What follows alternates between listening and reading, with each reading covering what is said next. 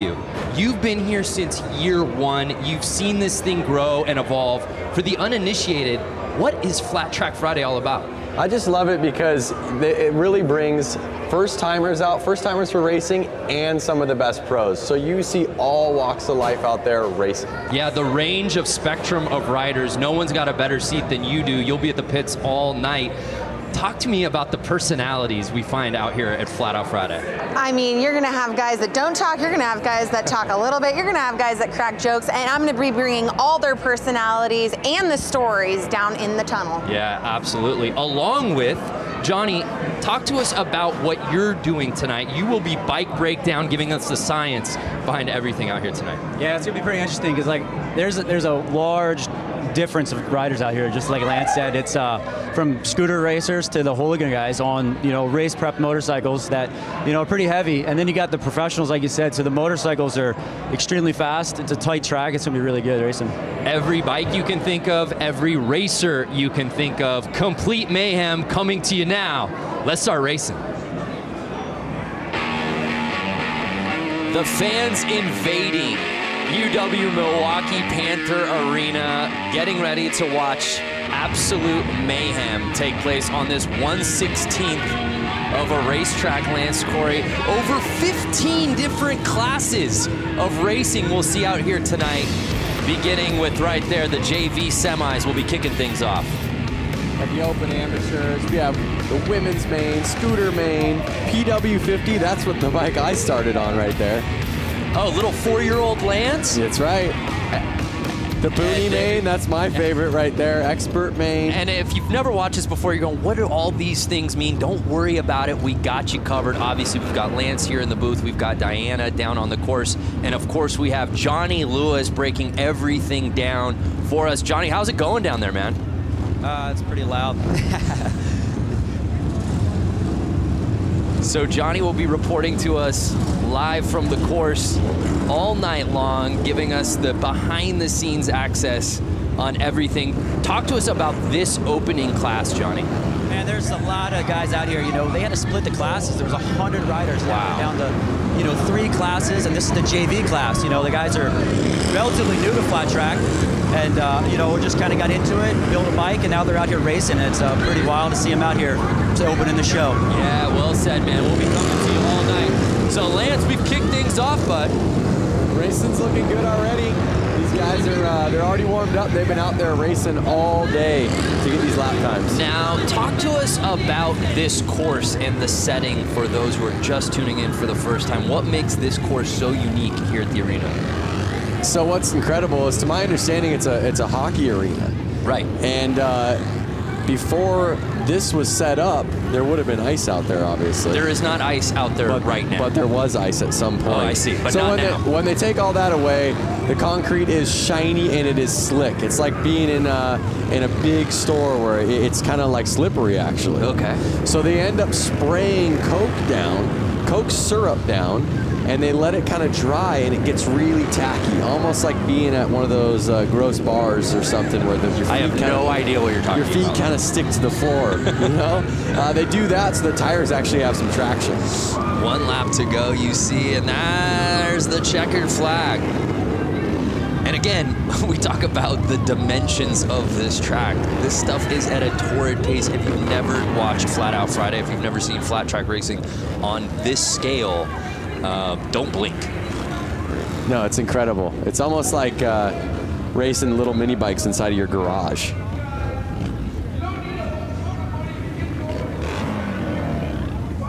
All the racers lined up, waiting to go out there for themselves. And we see Bob Reese finishing number 1, qualifying in our semi 1 of 3. As Johnny said, there were so many people in this event that they had to divide it up now into 3 different heats of this JV semi. I don't think that the underside of this arena has ever seen this many motorcycles or people inside of it. Yeah, I've never seen. We were here, obviously, for this last year. We were here for Harley-Davidson 115th anniversary just a few months ago. I've never seen this many bikes in one place. It's amazing.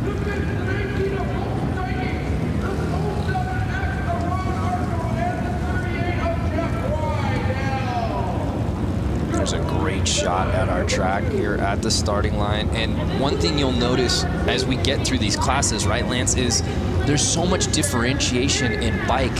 You'll see categories where you'll see dirt bikes, 450 cc's going against 750 cc's, and it really boils down to traction.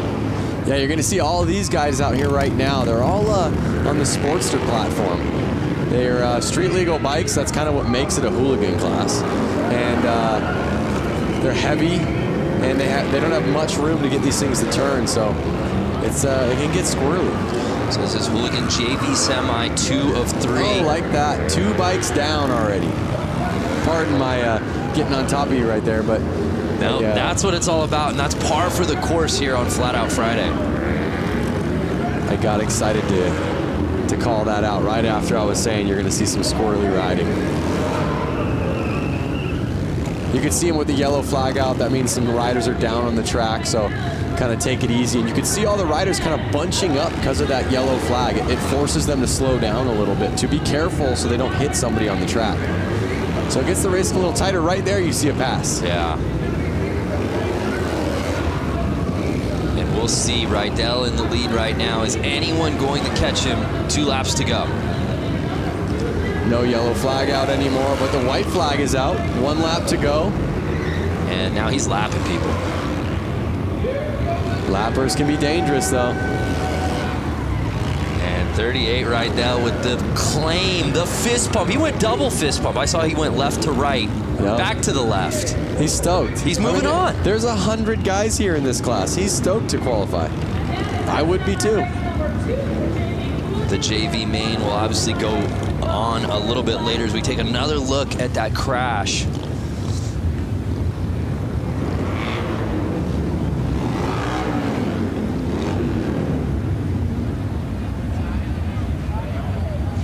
There it is. See that quick, because he was so close to the other rider.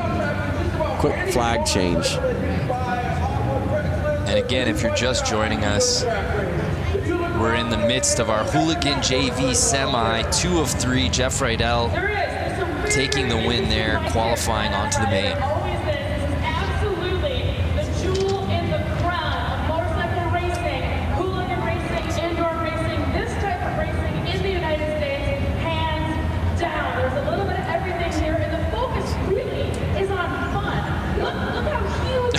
And there we see the kits. We should, again, different types of bikes, different types of riders. I think the highlight for almost all of us here is beyond the dressing up of the bikes is the dressing up of the riders themselves. Yep, that's for sure. A night like this, they kind of throw on a costume. You see a man right out there in a tuxedo. That's your type of tux. In fact, I feel like that's what you wore to your wedding. It's kind of a full onesie tuxedo. A full sublimated tuxedo. It's like it's a glorious, it's not a tuxedo t-shirt, it's a tuxedo onesie. Yep. But again, that's the cool thing about this class. I mean, these guys, these are their bike. Look at the bike closest to us. Oh, and a guy pulled in front of him. But look at the guy closest to us. Yeah. He is actually, you could see his speedo gauges on his bike. This is not a race bike. This is a bike that he takes to work and back, and he wanted to race. It's so cold outside, he's like, you know what, I'll race the race just so I can ride my motorcycle inside today. Oh, and it was 69 getting the whole shot. Nice. Oh! But he's cut on the inside by 00, the Tux man. Can Brandon Gonzalez get back up there to 00? I see the yellow flag out, and Brandon gets him.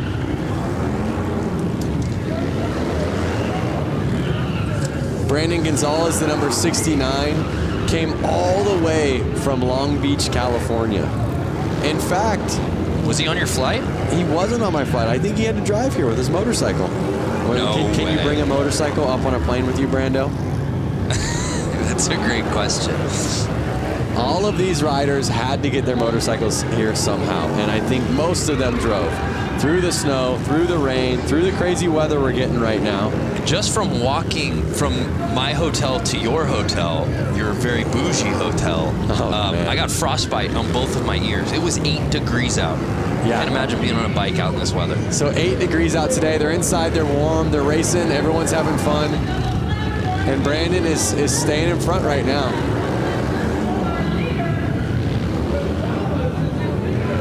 let's not forget, everyone here in the stands and all these riders, a lot of them are in town because tomorrow we're having the Mama Tried show. Right.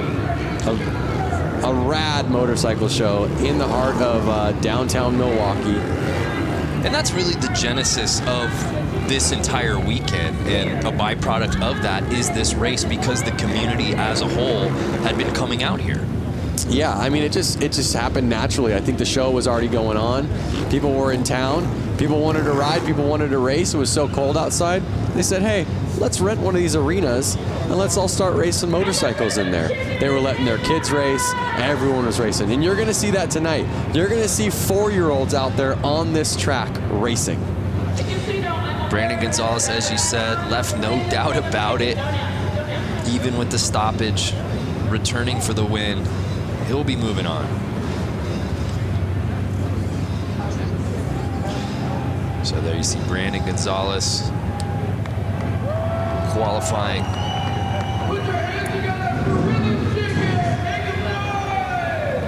So I hear the crowd getting loud out there.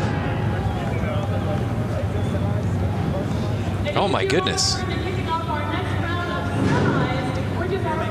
We have dirt bikes coming out now.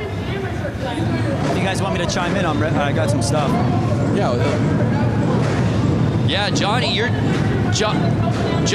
down there, man. What now that we're a few heats in, what's your takeaway so far? Man, you know, like it's cold outside, but this pit area down here, it's hot. You know, these guys are coming out, they're racing for the first time. Some of these guys on these hooligan bikes, you know, they're 500-pound motorcycles, if not more.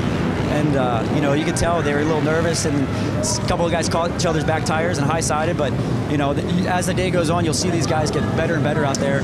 And Johnny, it's just a lot of nerves. And Johnny, while we have you, as we get ready for the Open Amateurs, how many of these guys that we're seeing in certain classes will we be seeing in other categories throughout the night?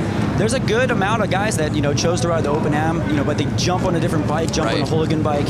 You know, 59 out there right now, you know, he's riding, I think, 3 classes, you know, hooligan, Open Am, and then the Bunyan bikes, the little chain-driven motorcycles, you know, ripping around when we see them at the end of the afternoon. So he's got 3 classes. Yeah, that's a fan favorite for sure. I guess if you come all the way out and you've got the artillery and you've got all the different bikes, why wouldn't you do it, Lance? He's a local boy. He just loves it. Oh, we had a gate jump right there. Oh, what? Wow. What a feeling. Look at back. How far back is he going? 2 back. I thought he was going to push him back into the tunnel. Yeah, you don't want to jump the gate.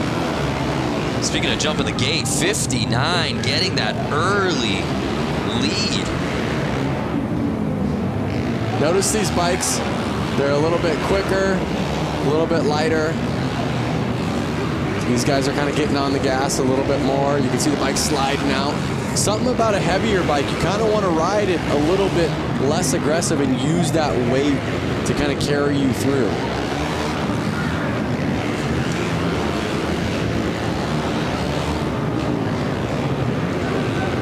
So Kilkenny leading the way right now. I mean, you can see these guys, they're probably getting kind of lost on where are they in position. Right. The guy in first is all of a sudden passing you, and you're going, was the guy behind me that fast, or am I getting lapped already? Right, it's such a small course. Depending on your start, you have no idea where you are when you're riding this thing. And that's what we say, and you even talk about the concept of Flat Out Friday. Obviously, somebody's going to win.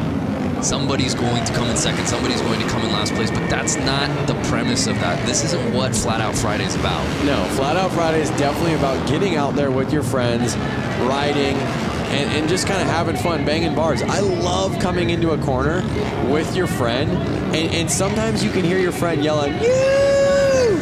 It's all fun and games. I mean, you know, there might be a little bit of showboating at the end of the night, like, I took that race. But realistically, everyone is stoked for everyone, especially when everyone gets off the track healthy. Yeah, this is the spirit of a bike with a motor. I don't care what your background is, where you come from. When you come here, you're a part of the community. And harder to find anyone or any place that's having more fun than Flat Out Friday. Hear it. UW Milwaukee Panther Arena. Man, we're moving. Open Am, semi 1 of 3. There you see it. Notice how much time difference. So first place actually got 15 seconds ahead of second place. Wow. That's probably a lap. You could see the rubber getting on the track. We should send it down and see how sticky the track is right now. We should just have you walk. You want to just go walk a lap? No, but we have guys down there that can. No, I think you should. I think you should do it. I want the Boonie bike. If you guys haven't seen the Boonie bike, you've seen the Boonie bike. I've seen the Boonie bike. If the people watching haven't seen the Boonie bike, that's my favorite class. It's a little bike with a lawnmower engine in it. No suspension, barely, I don't think they have any brakes. And they're ripping around this track. That's the one that looks the most fun to me. Semi 2 here in the Open Ams. There you see our lineup. Some familiar names in this one, Lance.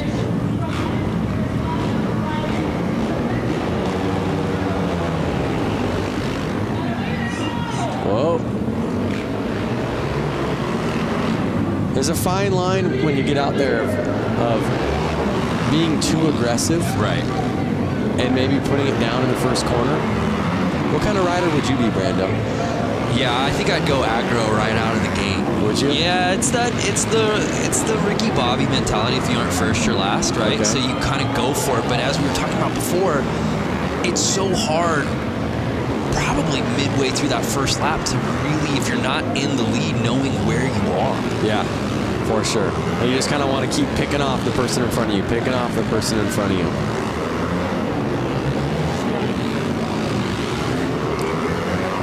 Notice how far they're able to lean these bikes over on the concrete. They're really leaning them over far. I mean, the foot pegs are touching the ground. That was some racing right there. Yep. And I tell you what, if they don't stay in those black grooves on the track that they've been starting to make, it's a lot slipperier. So they're trying to stay in those locations so they know their tires are going to hook up and have some traction. Unofficial results. E. Brewski, there you see. Might be Brusky, but I like Brewski. Yeah? Yeah, hope he's cool with that. But some impressive racing from him right there in our Semi 2.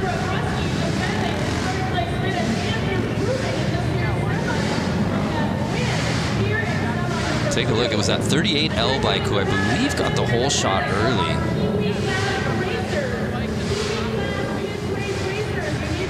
And then Brewski really making his presence known.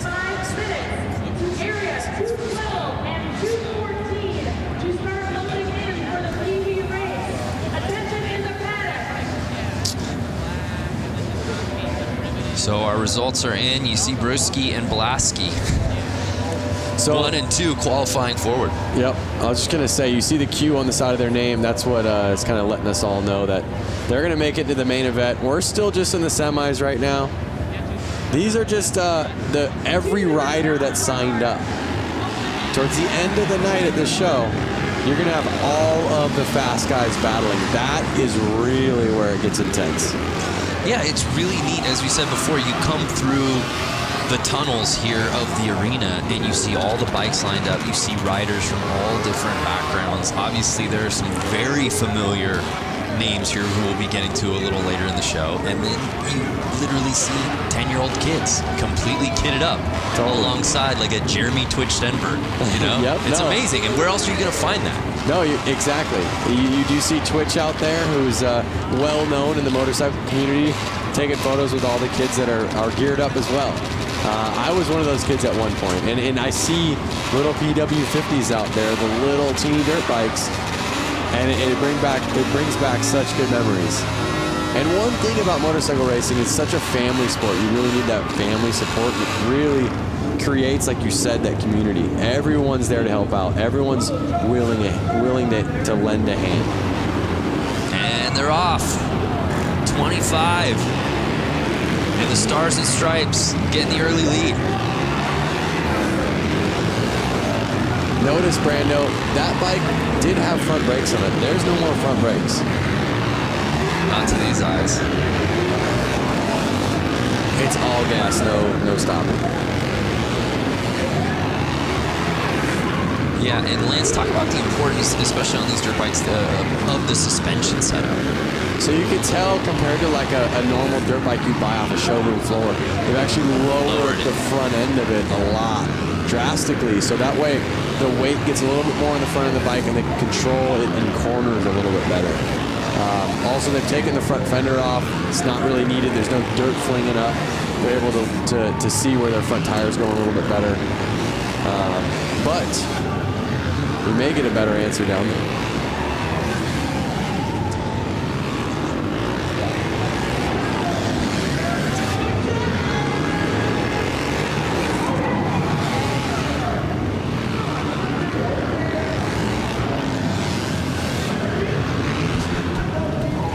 So the unofficial results are in. And it's C-Funk, who looks to be qualifying to the main.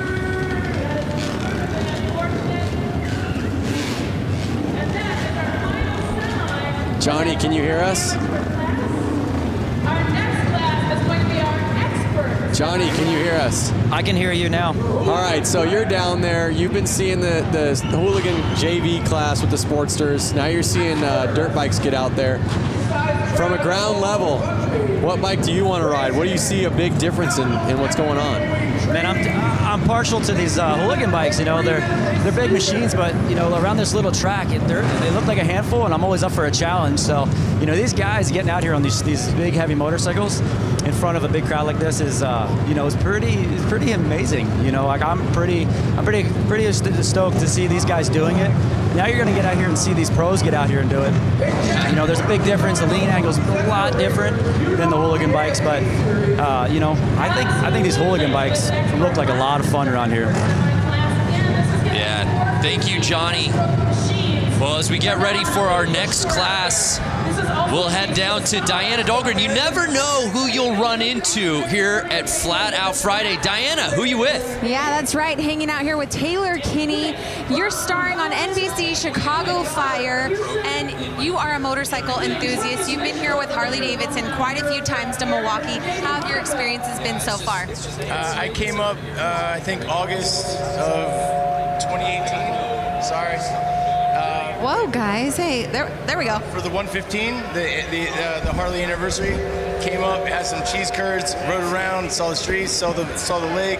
It's beautiful, and then coming to the track, I couldn't be more happy. So you got to get out on this course earlier today with guys like Jeremy Stenberg, Buddy Suttle, Johnny Louchback right behind us. How was that riding on the course? It was fun to rip around the track. We got here early. I think we were the first ones out. The concrete was a little cold. Tires were a little cold. We slipped around a little bit. Twitch came out, started lapping us. Buddy came out, started lapping us. We picked up the pace and had a good old time. But yeah, after seeing what the guys are doing tonight, I was telling a couple of the boys, I think I would have ended up in the hay. Well, big round of applause. You didn't end up in the hay this morning. Thank you so much, Taylor, for coming to Milwaukee with Harley-Davidson. It's an honor to have you at an event like this. Guys, we're going to send it back up to you. God bless. Thank you. Love it. Hollywood taking over Milwaukee out here today at Flat Out Friday.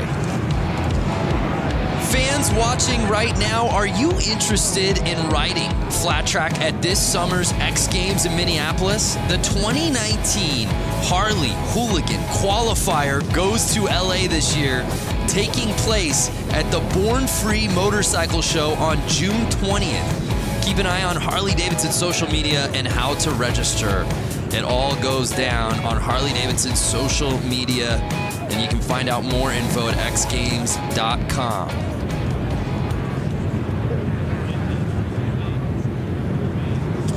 So we move on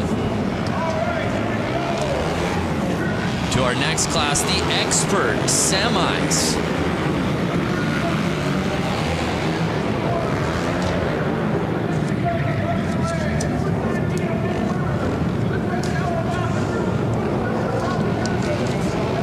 So here we see our first heat of the pro class. Jumping up to the line.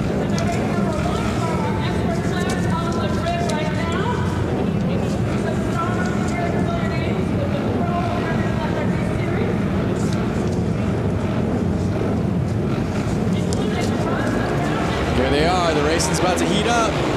Yeah, no doubt. Here we go, and they're off. Notice that he's got a piece of carpet on his boot, Brando. That carpet on his left boot right there, so his foot doesn't actually stick to the ground. The ground is so sticky, like I said, his boot would actually get caught and rip his foot back if that wasn't on there. So it's Bowman leading the way right now, and he is absolutely lighting this track on fire, Lance. He's going to catch up real quick and get into those lappers. Now, these are experts. They're not pros. So these guys probably have a job. They're probably going back to work on Monday or Tuesday. So they're really just out here having fun. I mean, everybody's out here having fun. And there's a great shot as you see our leader. So many of these riders, the setup, especially on their foot, the boot that's hitting the ground, as you can see, taped up to the max. It looks like he's actually got a little piece of carpet on there.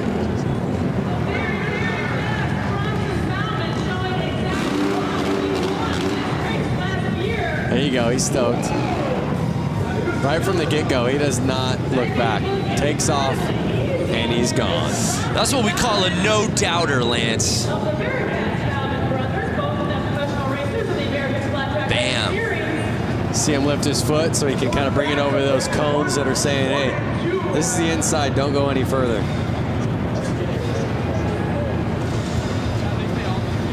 Well, Johnny, now that we've got the pros out there, as we move on to semi 1 of 2, there it's officially in the books. Bowman, Gunther, Lang, Weimer all qualifying. It feels like the racing got a little elevated real quick, Johnny. Yeah, it did. You know, if you watch, Bronson Bowman out there, they actually have their left foot peg off because they're laying the bike down so low that it would rub the foot peg. Some guys even opt to take shifters off the hooligan bikes since the cases are so wide. So, these pros now, they're just laying the bikes down so low, getting the direction change. It's pretty amazing to see them out there doing this on a track that's 100 feet from inside to inside.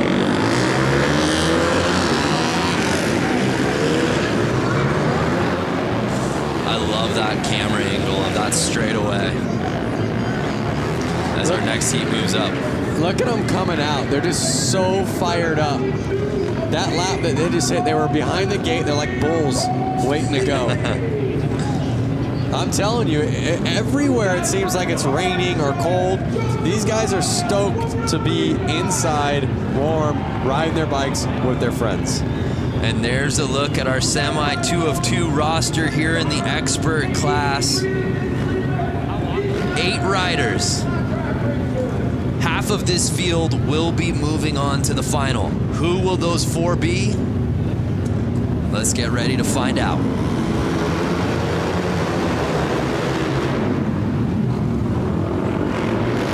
Looks like the inside rider always keeps getting the jump and staying in the lead.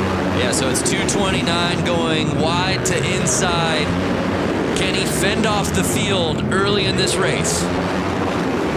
So to my knowledge, they basically all had to time qualify during practice to get what qualifier they're in and probably their gate pick.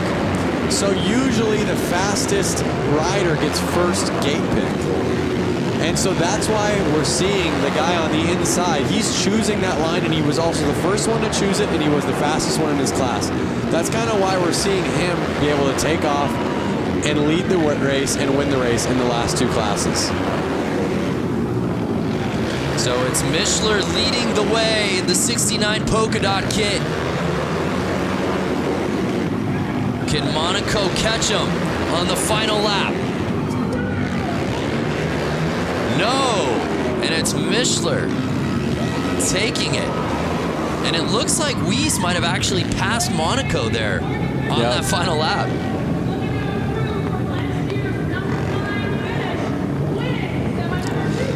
Brando, what's the most CC bike you've ridden?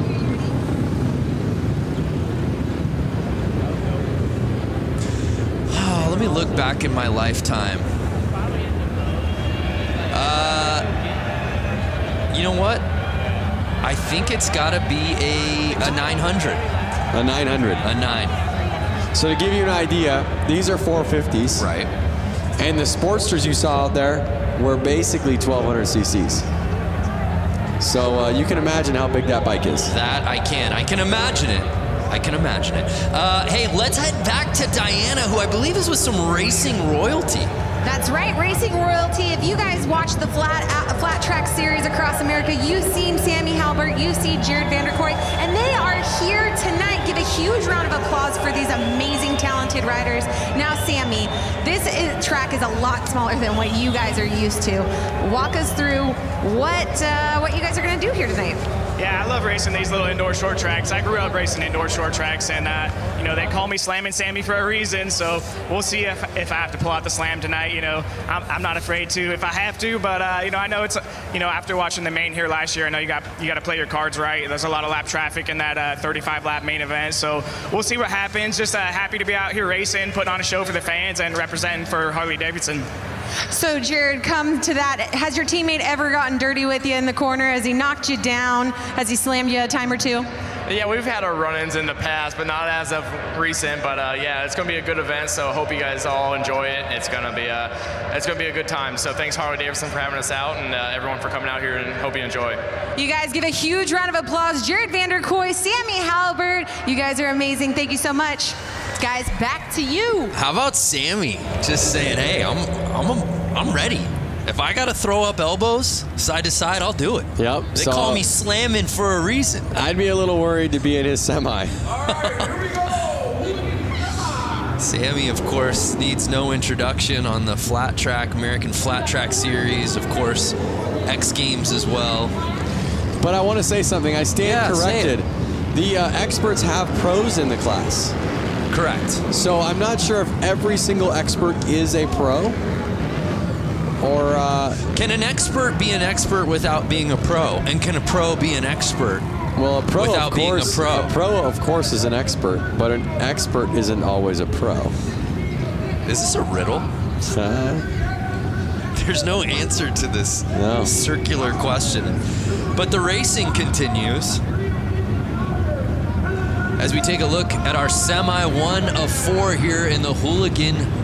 Now this is class. open. This is open hooligan. So these guys have faster lap times. They're a little bit more seasoned. They've been doing it a little longer. We're going to see a little bit more carnage here. These guys want to win. And also, just look at the size of this field. Again, though, it's not something that they want to win. We saw some gate jumps. It's not something that they want to win just to be winners. They want to keep racing. So this is just a semi. Right. Yeah. They want to win. Very good point. Just so that they can go out there. They can just again. stay on their bike. Yeah. So if they don't win or they don't get the top position in this, they're not making it to the next round. Right. And most of them, they drove so far to get here. They just want to make it to the next round and get more laps out there. So you see a bunch of bikes getting back there in the third starting position. Those are all the guys that jumped the gate. Kind of teach you a lesson right there. Take you to the back of the classroom is what they do. And they're off.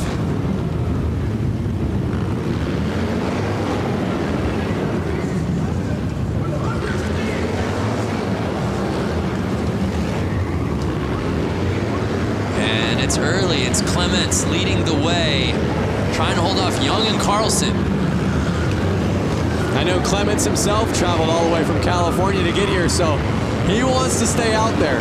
He wants to keep racing. And is there a better outfit early on than Carlson's tassels? I'm getting a very Lloyd Christmas briefcase money look. Oh, he's in the lead. Yes! He grasped the lead with the tassels. You would think that would be a hindrance, aerodynamically speaking. I think that's something like, I'm the man. Watch out for me. You gotta be pretty tassels good. Is bold. You gotta be pretty good. 100%. But here they are getting into lap traffic, and this could cause some problems. Final lap. And there it is. Checker flag is out. Clements with the win. He's going to the final. Some great racing here in our first Hooligan Semi. Oh, wait a second. It says Clements to the win, but I think it's reading wrong. I think so too. Again, those are unofficial because it's the 45X that I stand corrected. that was leading the way. How about that? There was the pass. You want to talk about breaking bread?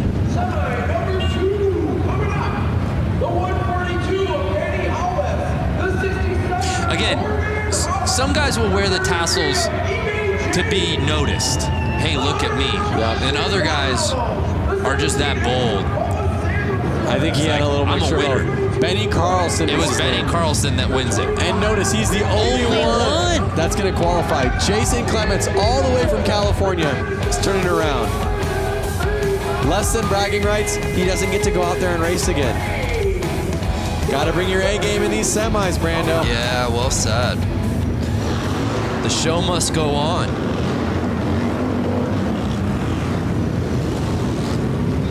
Here our next class jumping out. Notice the difference in gears. There's a couple guys in leathers and there's a couple guys in more of motocross gear. Yeah. I myself would want to be in leathers. If I hit the ground, I want to be in something that's going to slide well. Okay. Something that's going to protect my skin.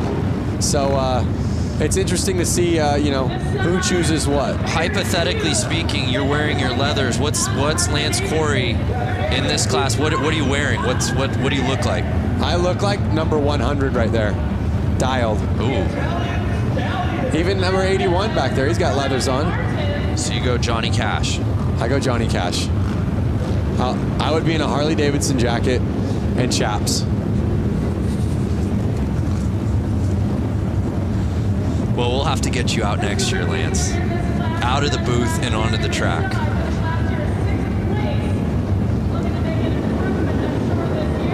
Uh-oh. Oh, that was some jumping. So he wore leathers, he was there with the protection, but he was a little too anxious. Well, and you think about it like this, Lance, right? Most of these guys have been getting practice laps earlier in the day, and there was some racing, some qualifying even to get to this point before we even went on air.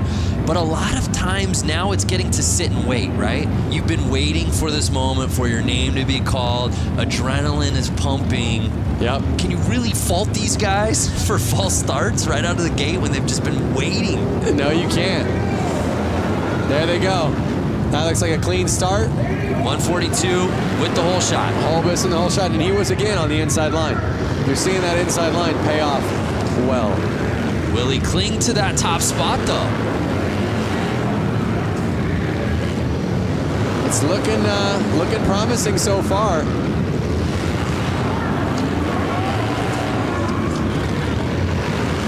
Again, if you're just tuning in, we're still in semi mode. We've got so many finals, so many mains still to come. We're just getting started here on Flat Out Friday. And like I said, Brando, my favorite bikes haven't even gotten out there yet. Noted, Lance. The Booney bike. The bike that's in your shed, that your parents had, that you pull out and you clean off and you pour some gas in it and it starts right up. The I can get 70 miles to the gallon on this hog type of bike. You love that movie, don't you? Yeah. It's the only movie I've ever seen. Dumb and Dumber. So Holbus on final lap. Can he hold on? Oh. And he held it. Is that our guy Louis Louders that came in second there? Yep. We've seen Louis Louders at the X Games hill climb. Along with his brother. Yeah. The Harley hill climb. Again, these are guys. Louis Louders is a guy, he runs a Harley-Davidson dealership. Yeah, has a dealership. So he was probably at work yesterday. I believe he's a Wisconsin guy, if I'm not mistaken. But we've seen him travel for the love of amateur racing. You know, like you said, we've seen him in Aspen, Colorado, hill climbing. Well, who's turning down a trip to Aspen, Lance? Again, Lloyd and Harry is not going to turn down a trip to Aspen. You brought it up! Oh, man. I didn't reference it this time. Hey, the Rusty Butcher. That's not Rusty himself, I don't believe. It's a teammate. That's a teammate of the Rusty Butcher. Yeah. But the next race you see open hooligan semis. Here's some of the hooligan hotshots. I see Suicide Machine Co., like you said, a Rusty Butcher rider. So these are some of the guys that kind of really made hooligan fun again. Make hooligan fun again. I've seen you wear that racing hat. Fun again. Rusty Butcher gloves right there. Twisting the grip. Pair of Thrash and Supply gloves right there. Whoa! Twisting the grip. Thrash and Supply Co. That's right, baby. Like you said, a lot of these guys' palms are probably sweaty. They've been waiting around for this race. They're fired up. Palms are sweaty. Mom's spaghetti. Don't do it. I knew it. There they go. Clean start. 963. Mikey Virus, a Rusty Butcher, got the lead. He was on the inside line again. What a clean looking bike. I was just going to say that. These guys build these bikes specific just for this event. I watched Mikey and the whole Rusty Butcher team assembling these bikes. Oh, a pileup. A pileup. I hope we got that so we can see it in a replay. But you see the yellow flag out. They're kind of having to take it easy. You see the gas on the track. Yeah, we got to take another look at that. Speaking of setting a bike up, you got the opportunity to build a Harley-Davidson this week. Yeah, I've been in Milwaukee for 3 days now. We have a competition called the Brewtown Throwdown. Correct. Where basically 2 teams built bikes. You guys might have seen this in the show a little earlier on, but we were able to build 2019 Street Bobs. We had 2 days to do it. My team, the Quick and Easy team, we made a bike that was kind of replicated after a 1940s flat track race. So something a little bit more old style. The other team, Super Bob, I want to say? Yes. Super Bob, they made a bike that was a little bit more Supermoto-ish, a little bit taller. To me, it looked a little Mad Maxy. I'm digging my bike. I hope you guys vote for my bike, Quick and Easy. Yeah, tomorrow. both are beautiful. Check it out on the Harley social and then also Lance Corey's social. So we might be able to see the crash. There it is. 2 riders must have collided. Suicide Machine Co. Yeah, it's great, actually, all things considered, that there wasn't more carnage there. Yeah. Only the 2 bikes went down. You see them getting the gas off the track. And there you see Mikey qualifying out of that entire group. Only Mikey moving on. But again, Mikey Virus came all the way from Los Angeles, California. So a guy like him, he's stoked. Amazing crowd on site here at Panther Arena to watch what has really become an annual tradition. Now, here you have the Rusty Butcher. Yes. I've seen Mark Rusty Butcher win this race before, all the way through, all the way to the end of the night. He took it home with a W. Then I've seen him come back the following year, and I think crash out pretty early on. And again, he wasn't mad that he didn't win. He was mad that he wasn't in the final to race more. So, what's going to happen tonight? Yeah, he flip-flops, right? Yeah. Either wins or crashes out. Yeah, it's all or nothing. Then I guess it's an odd year, 19. I feel like he's gonna go the distance. He is absolutely a fan favorite, though. There's no doubt about that. He's a fan favorite, but right out there in the crowd, I see Jeremy Twitch Stenberg, FMX icon, someone that I grew up riding FMX with. So who's gonna take it home? A lot of these guys all practice together. They're from California. Let's see how they do. Getting the lead early. Can he hold it together? Mark's looking real smooth.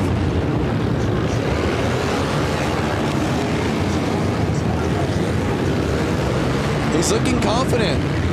He's got his eyes on the prize, but you see a couple riders on his tail. They want that position. That is the position that's taking you to the final. Are they going to go easy on him? Are they going to throw a tire in? Are they going to take him down? But we got a battle here midway through this race. 3 laps. Oh! No! Mark the Butcher goes down, and it puts Buddy Subtle into the lead. Buddy Subtle taking over the top line, but no, Bush taking the lead from him. Wide. They're coming into Mark now, who's a lapper who was just in the lead. Final lap time. Will Bush hold on? looks like Bush has got it.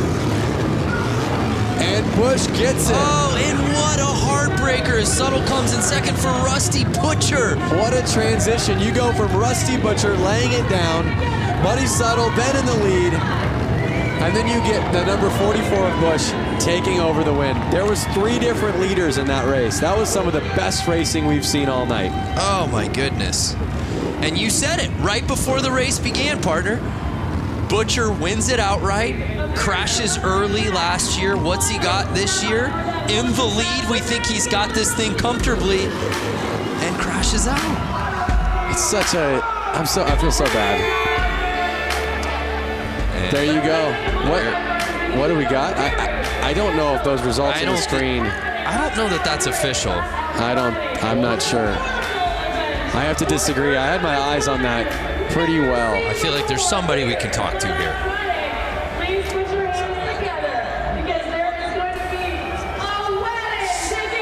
Well, before we move on to our next race, here's a word from our Diana Dahlgren.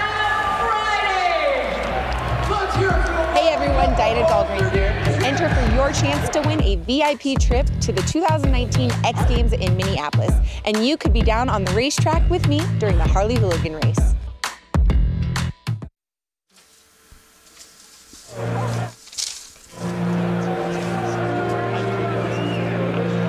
Check out the kids down there. On bicycles, pumped up. They got their helmets on. They're ready to go. They've got more energy than the older guys, huh?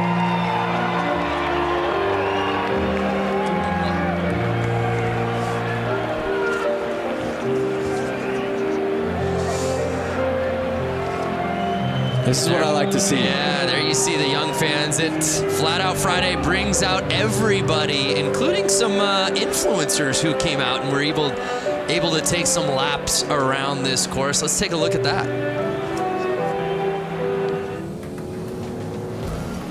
The track feels really good. We got a little practice in there. It was fun. I grew up racing motocross, so it was cool to do this. It's something different and something I definitely want to do in the future more.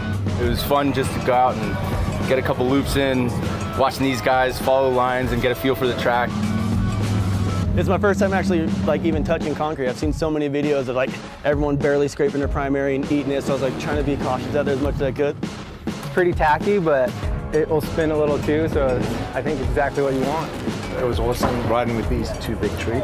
But I honestly think we got them. Yeah, I got to keep it on 2 wheels and yeah, not crash. I got 100 cheese curds on Buddy to take the whole thing.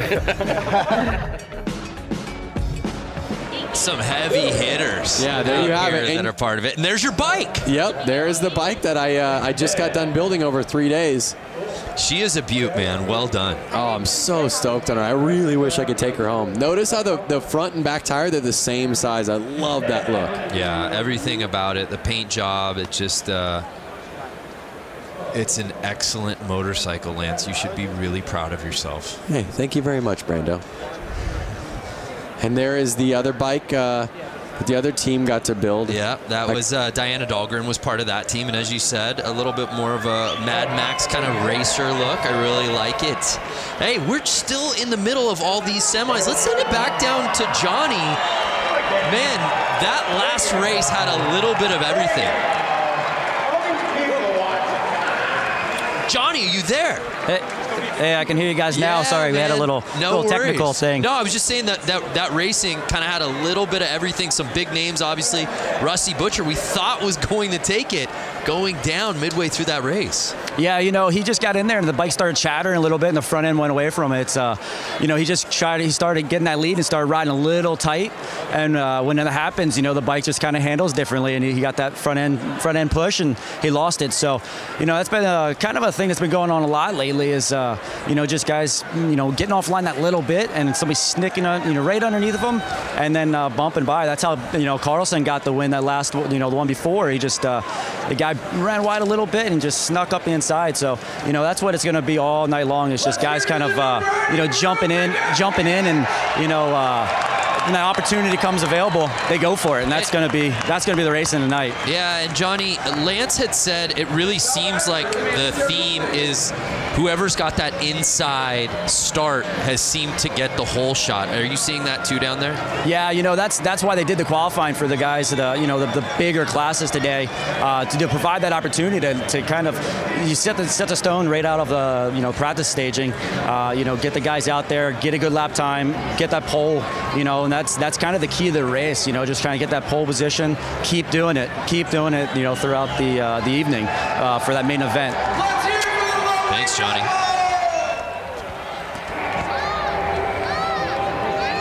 Packed house out there, tons of energy. Love it. Hey, fans out there, make this your year to ride. Learn from the experts and get 50% off the Harley-Davidson Riding Academy new rider course with the code RIDE50. It's a limited quantity available. The offer ends March 3rd. That's 3-3. Visit h-d.com/learn-to-ride for more details. Make this the year, Lance. Make this the year you learn to ride.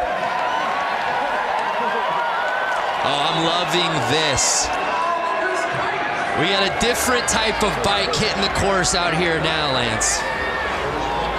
That's, now that I have a kid and you have a kid, I just taught my daughter how to ride a bicycle. Is she not out here? My daughter is 16 months old and she's out there. She's in the bear costume. I want to bring my daughter out with one of those kick bikes. My daughter doesn't know how to ride a pedal bike, but I know she would kick a lot more butt. Your daughter's 2 years old? 2 years old. And she's already riding a bike without training wheels. That's amazing. Speaking of parents and people with kids who ride bikes, Diana Dahlgren, I know you got a little one yourself. When's he going to get out here and ride? 2 years old. He's actually in this teddy bear costume that you see lined up. He's the most massive child on this line. I don't know. I feel like Hunter's going to, take the teddy home for the win. So all the little cats out there, and it's the bear taking the early lead right out of the gate. I feel like there's an adult in that. Oh, how about going the outside to take the lead? Notice how he's keeping the pedal up.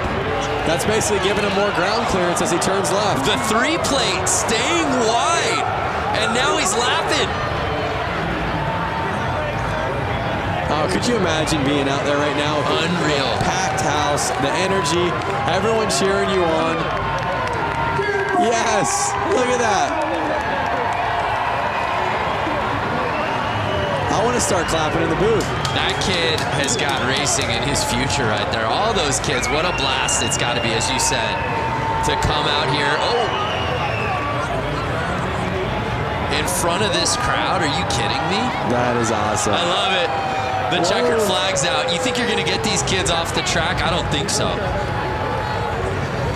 I'm not sure it's possible.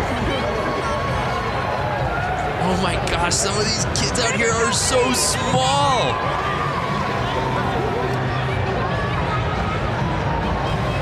Speaking of kids and bicycles, Lance, I know you just got a new bicycle. I did just get a BMX bike. I grew up riding BMX bikes my whole life, which I'm sure these kids are going to do. I'm sure most of these people racing have done. Most people in the stands. And it just was something that, it was like a calling of like, you need to kind of go back to what you did as a kid and find that real organic fun. And did you find what you were looking for? I found exactly what I was looking for. According to your Instagram all last week, it seemed like you found it pretty much every day at the park. Yeah, I went to the skate park every day and had a blast. Look at that little kid cruising his little pedal go-kart.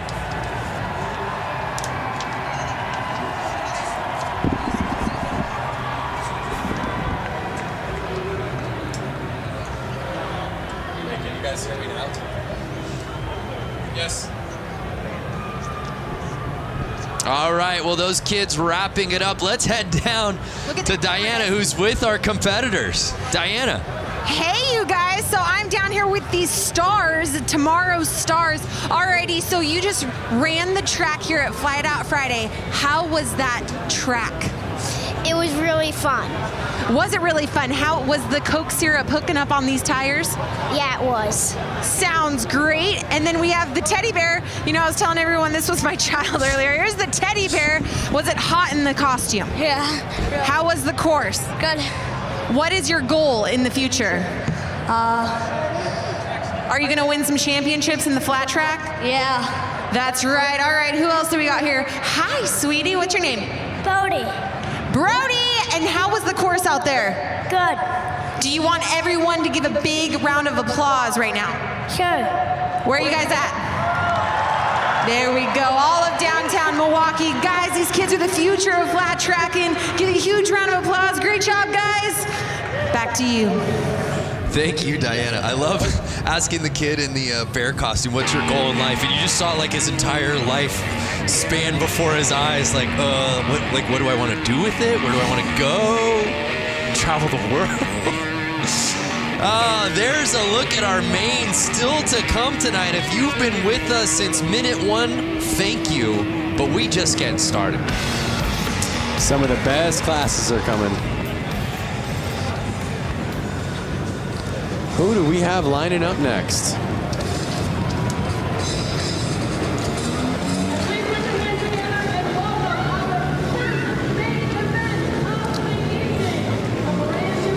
So here comes our new class, and I'm not totally sure yet. I'm gonna wait for the graphics to come on screen so we can all find out together. My paper says Mad Dog Maine. That's right. Mad Dog Maine. Graphic. Mad Dog Maine. So I'm not sure the rules of Mad Dog Maine, but I'm seeing a lot of kind of 4-stroke mini bikes out there right now. All different sizes. It kind of looks like bikes that would be in the range of 80 to 125 cc bikes. So we've got 12 riders out there, as you see.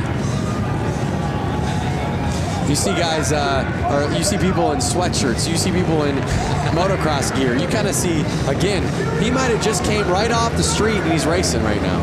There you see Sean Sheely was the top-ranked qualifier. What do we got, Lance? Someone must have jumped the line or something's going on. A little line jumping. Like a little tire kick from the dad shoes. You see that? And they're off. Oh, Sheely getting squirrely. Whoa. Can't take advantage of the positioning. And it's... Whoa, the track looks like it's getting a little slippery out there. You see the spotlight right there on number 75. Jacob McClutchin.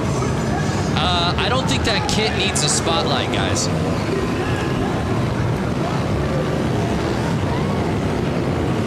Now again, this looks like a bike that's a little too small for that rider right there. And but again, sometimes riding the smaller bikes is more fun. And it feels like, again, traction, the name of the game on a course like this. Having that bike control. Oh, we see a pass. Bike control is key out there. Smooth and steady wins the race. You saw, just like Johnny said, Mark the Butcher, he was getting a little hard on his bike. He was riding a little too fast. Because he lost his smoothness, he ended up letting it go. So it's Ryan Stephen leading the way, and it doesn't look like anyone's going to catch him, Lance.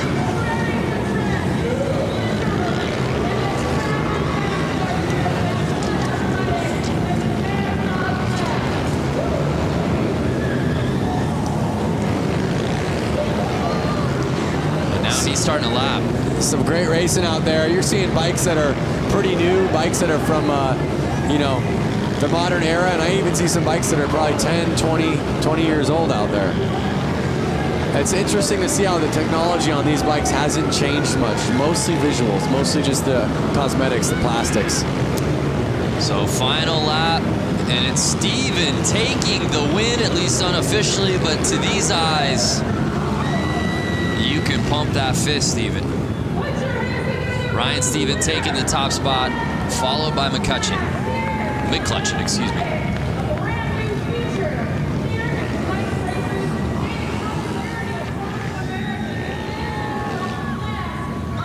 It was McClutchin leading early in this race. And let's see if this is where the pass took place.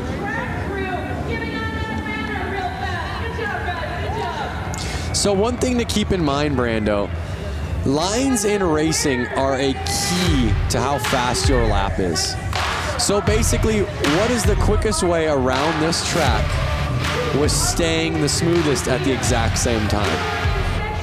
So you can almost look at it as, if I walk this track on my feet, what's going to be the easiest way around it? Well, it would be on the inside, right? So on the corners, you want to be on the inside. But you couldn't stay on the inside and be smooth if you were staying on the inside on the straightaways. So they're riding wide to stay smooth so that they can ride the inside on the main part of the corner, which is going to get them the shortest line while staying the fastest while staying the smoothest. Thank God you had an answer. That felt like an SAT question. The making of a riddle. I mean, it's just a big deal. And I'm just thinking, if somebody has never raced before and they've only maybe driven a car on a public road, or maybe haven't even driven a car before. The strategy seems counterintuitive. Yeah. So you're always wanting it to ride the shortest line, but also at the same time, what is the smoothest way to do it? Right. So here's the JV Hooligan main.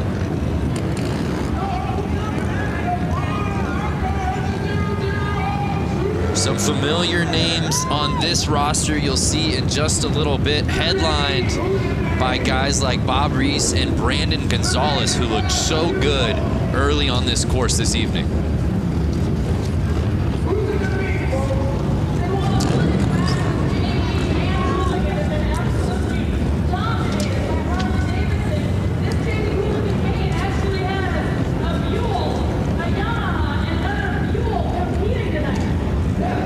Got 3 different bike manufacturers out here, but it's certainly Harley-Davidson dominant in this class.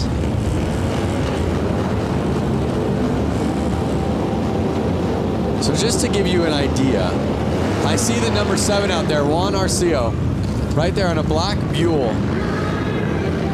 And he has a full-time job back in California. He made his way all the way out here to race this, so he's stoked to be out there in the Hooligan JV. But that's the beauty of Flat Out Friday. It's just filled with weekend warriors. Yep, exactly. Matt Schmidt, who had that first pole positioning, taking the whole shot, and he may not look back as he's already catching lapping. up to Tuxedo. Yep.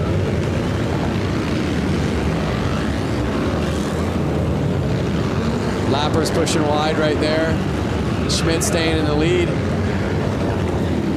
Looks to me like he's going to run off with it. Still 8 laps to go. But Schmidt clearly knowing his way around this course. He's kind of already catching up to a couple other lappers. And you see that for those who haven't watched before already, the etiquette for some of these guys that are getting lapped. They're merely getting out of the way. If you're getting lapped and you know you're getting lapped, the nice thing to do is kind of let that guy by.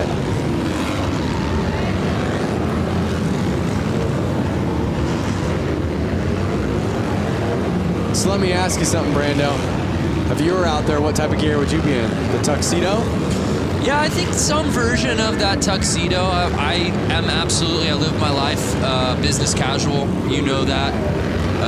Maybe a blazer over it, perhaps. Like maybe a nice leather blazer. Okay, because I do agree with safety and protection, just like you would be in full leathers. White flag's out real quick. Schmidt staying in the lead. Schmitty. I don't know that he likes to be called that, but it just sort of rolls off the tongue. And then the 721 plate, Matt Schmidt had the lead from lap number 1, and no one could take it from his Kung Fu grip as he takes the top spot in the Hooligan JV main. A lot to like about this racing, as you said right out of the gate, right before this thing began, about the strategy and how these guys handle this course. Matt Schmidt did just that.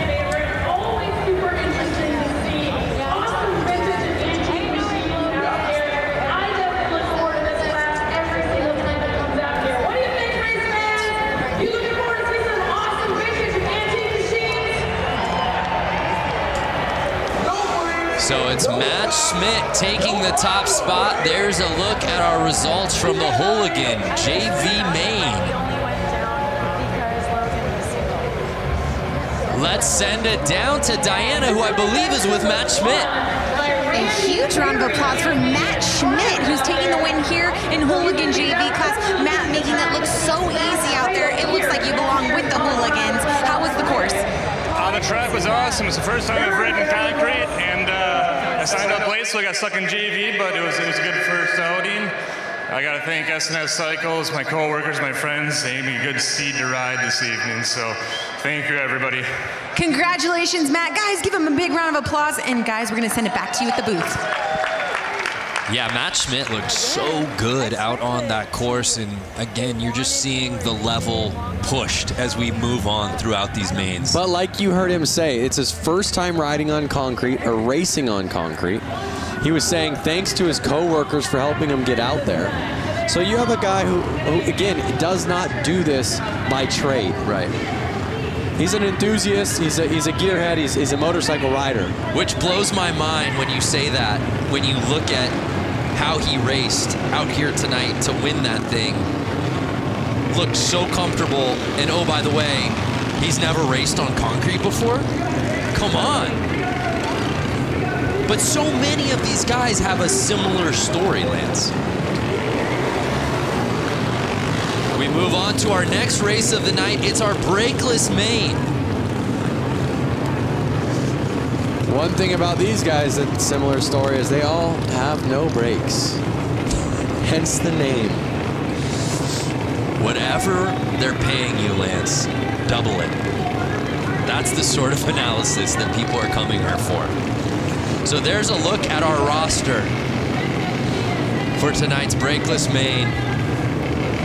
Randy Brolick will be in that first position on the inside.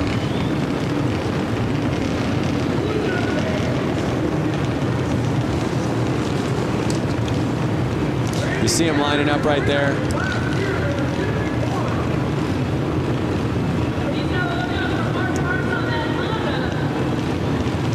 Oh, let's go to the gram. Oh, excuse me, I believe this is Twitter. Paul James at James Gang Racing. Go time. Only one round of practice on to the heat races at Flat Out Friday. The girls who ride out ya at Flat Out Friday. Women's hooligan races are so rad. Could not agree with y'all more.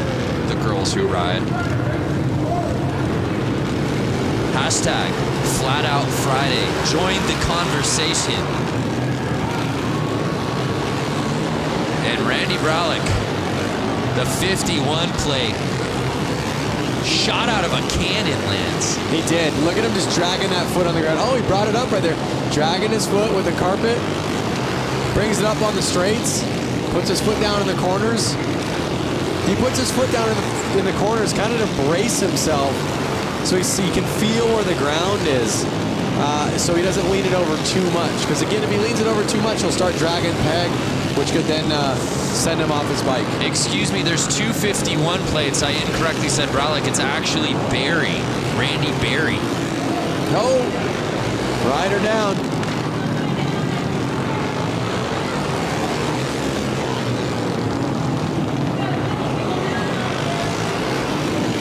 And the Stripes are able to get the bike off quickly there.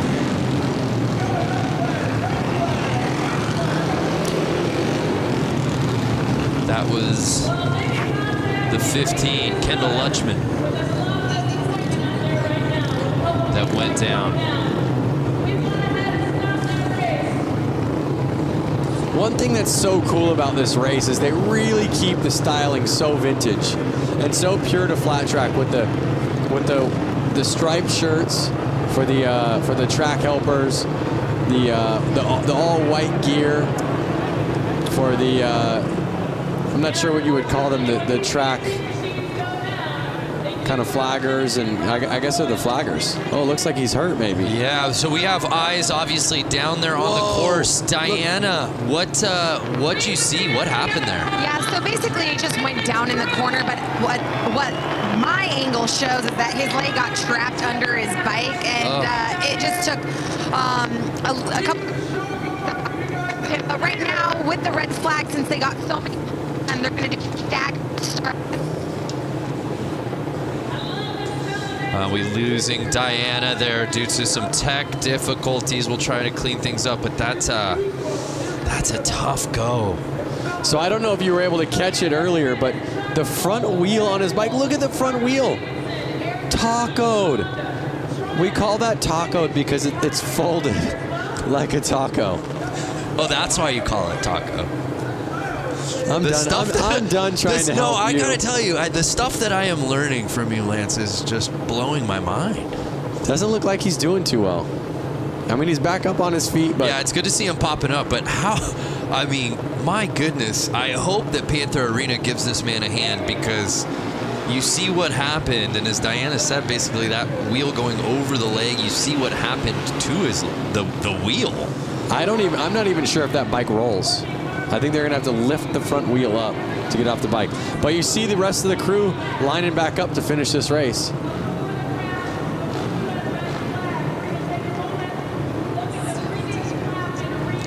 And well, again, let's. I believe Diana's. We're good. Technical difficulties out of the way. I want you to finish that thought from what you were seeing, Diana. Yeah, so they're staggering the riders. This is typical with a red flag. They're relining them up. But yeah, from what it looks like with the rider who went down, he's standing up now. Good sign. Looks like he just really might have banged up his leg, but looks like they're walking him off the course now, as we can see. But yeah, we're lining up the riders. We're gonna get this thing back going. A couple riders did pull off the track, so we're down to 4. Guys, let's go racing. Yeah, I love it. Thank you, Diana. And there you see them trying to get that bike off of the course. As you said, it's not just gonna roll off. And the show goes on, and again, 51 Barry. He's on a mission, Lance. He is on a mission. You saw he was the fastest before that crash happened, and he's just putting it back down and proving he's the man to win this race.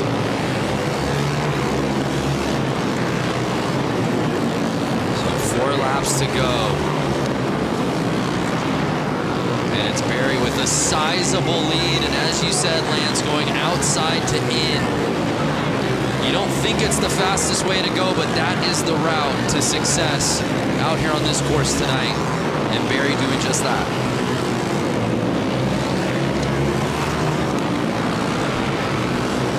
There it is, white flag out. Barry's got 1 lap to go. He's looking at the checkered, and there he is. Taking that main home, looking back at his friends.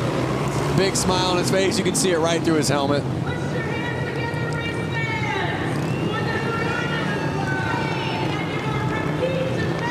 So even with the crash and a little carnage, it was Barry who had to, even after the restart, get that lead back and win it outright, and that he did.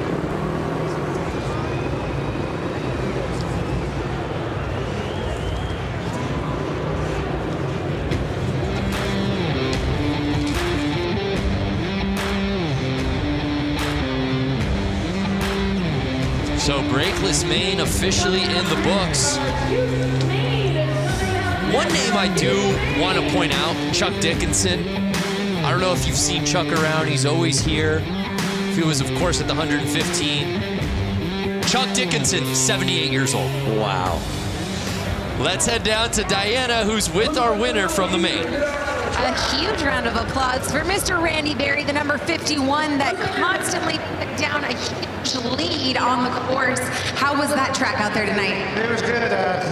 It's always a good race with the guys with the braking spot. A lot of crashing tonight, but I tried to get trouble and just keep it clean. That's right, you did keep it clean. You maneuvered through the course beautifully with lappers and people who fell down. You got to give these young bucks some advice. Yeah, it's just really good to do it like that. So. All right, we'll give it up. Barry taking the win. Lance Brando, back to you. Yeah, thanks, Diana. His experience showing in spades out here tonight. And how about that, Lance? I mean, you have the start that you're looking for. You're leading the race. You know you're in your game. There's no one in front of you except people that you're lapping, and then all of a sudden that flag comes out. Oh, we got to stop this thing. That's definitely a bummer. Because your heart rate just instantly is like, oh, what? So it's definitely a bummer. I mean, but normally you're confident enough to go, you know what, I can do it again. I know I can lead laps. I know I can be in the lead. I'm going to do it again. And obviously, we saw that he did that. So from Randy Berry and the brakeless gang to the new class, the youth main. So one thing about all these youth bikes lining up, I can hear them, and they're all two-strokes, meaning they're all different style engines than the last ones. These bikes require their gas to be mixed with oil. They're all about 85cc bikes. You can hear it, you can smell it. Oh yeah. And a couple of Tidwells in first and second. It's Trevor Tidwell in the lead. His brother Tyler behind him. These riders have to stay out there for 10 laps.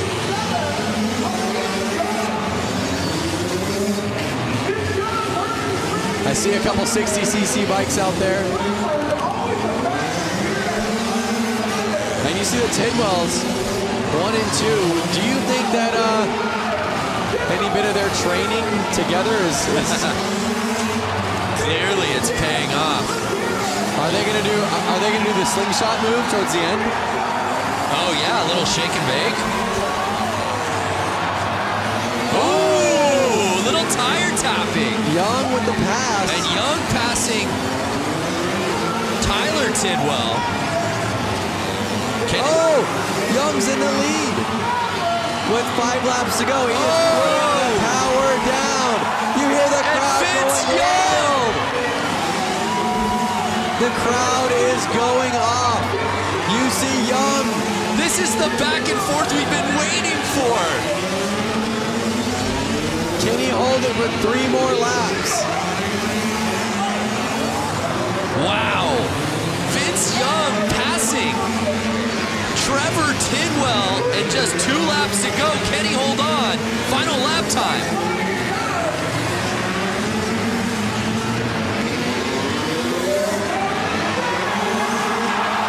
Wow. And did Tidwell pass him? A photo finish, Lance. We gotta see that again. Did Tidwell regain the lead right before the checker? I need to see a replay. That may be a youth main, Lance, but that was easily the best race of the night so far. It's only gonna get better. Wow. Here we are. You see some passing. He's letting a rider back out on the track.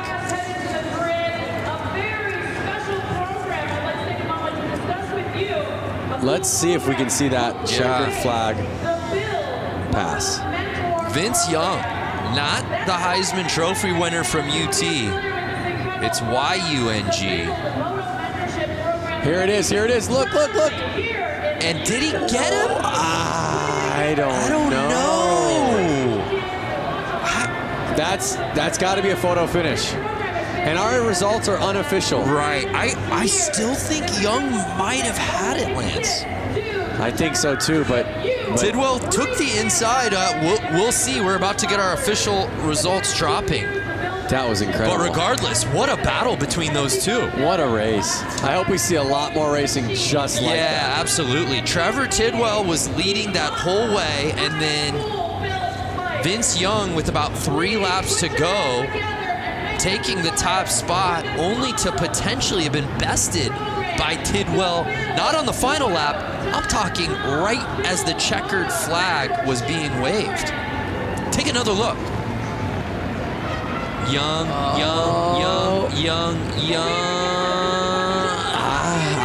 Tidwell on the inside just makes it so interesting. Look at how leaned over Tidwell was. Carrying his momentum right out of that corner. Leading the bike, That's some savvy racing right there. Incredible. What's up, everyone out there? That's a lot of people getting on the Jumbotron for the first time in their lives. Oh, kiss cam. Kiss cam.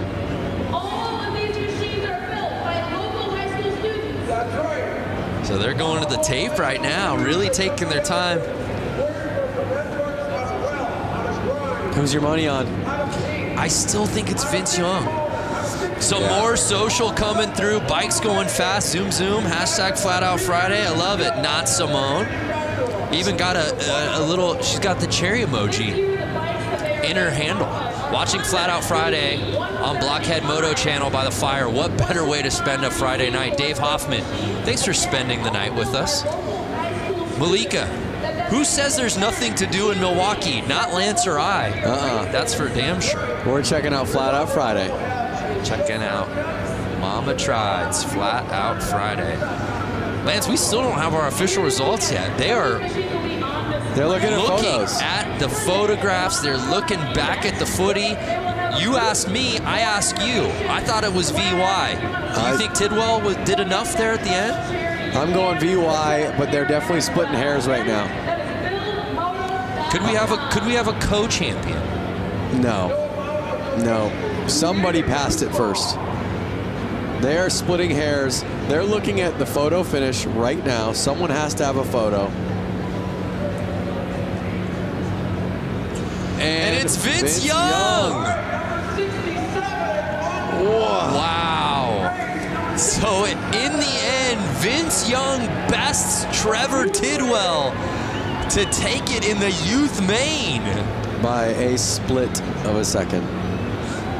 Wow, what a performance though. You know, we talk about it, right? The weekend warriors, so many of these guys who have regular day jobs that just travel from all over the country, all over the world to participate in this, sign up and register for their chance at glory, their chance to have fun. I love the youth main because these kids are still gunning for the professional ranks. You know? Definitely. You were there as a youth racer. I was there, and it's so cool for these youth riders to be at this race where there are actually some pros keeping an eye on them. They can go ask them for pointers. They can go ask their opinion. So it's a really great race for the youth and for the new people to ask the pros, hey, what are you doing? Or, hey, we're on the exact same track. Well, let's watch him do it. Yeah. So now it's time for the main build to break down what these bikes are all about. Let's head back down to Johnny. Johnny, break down this class for us. Hey, you know, this is a pretty interesting class. This is actually a high school project where they take CB 175s and they've been working on them, machining them, kind of turning their own vibe on these motorcycles. And it's pretty cool because it's right here in Milwaukee that they're doing this. So it should be interesting. Oh, super cool. Thank you.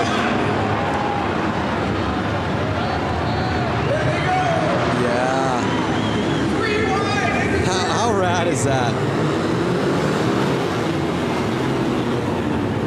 See, I want to be on one of those little bikes like that. Some you're proud of, some you're having fun on, but some you're not as worried to kind of drop if you accidentally go down. Miss Cho leading the way on the 35.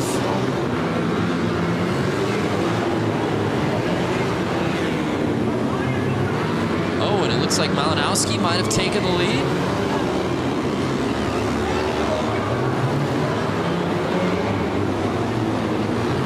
Eight laps to go.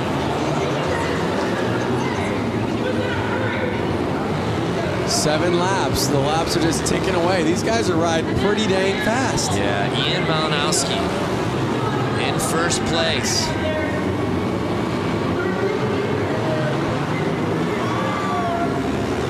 And now Ian's making the passes.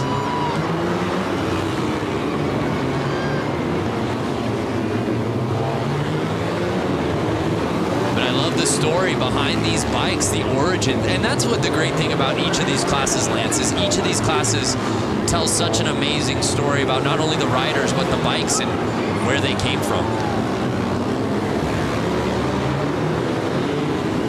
Look at the forks on that bike. Bop, bop, bop. They're kind of bouncing up and down. That's too soft of a fork, and that's going to make the bike actually have a hard time getting traction in the corner. That's going to slow him down. Witkowski. I saw a bike backwards. Is covering so much real estate. Hitting outside, hitting inside, making passes both ways. And takes the victory here in the Build Main. The number 83 winner, racing for the Oak Creek Racing Knights. Put your hands together for BillsMoto.com. That class looks like fun. And to top it off, they had a lot of fun building those bikes. You built a bike earlier this week. I would have loved to see you jump on that and figured out which class you could have gotten in with that thing. I think that class would have, I know we have a couple cool classes coming up. It would have either had to have been hooligan, inappropriate class. Inappropriate, Yeah. I could absolutely see you. We could have gone out there in that one. I would say I would have signed up for the inappropriate class. Yeah. Because it's a little bit of an inappropriate bike. It's a little too big. So what would your costume been? Oh boy. Well, the bike was styled as a more vintage bike, so I would have played the part and gone vintage. I would have been in some old school leathers. Nice. With kind of a helmet that Evel Knievel would have worn, like a helmet that looks like you should be in a space shuttle. Well, partner, it's not too late. We move on to our next class. Get ready, it's the women's main. The ladies of Flat Out Friday hitting the course.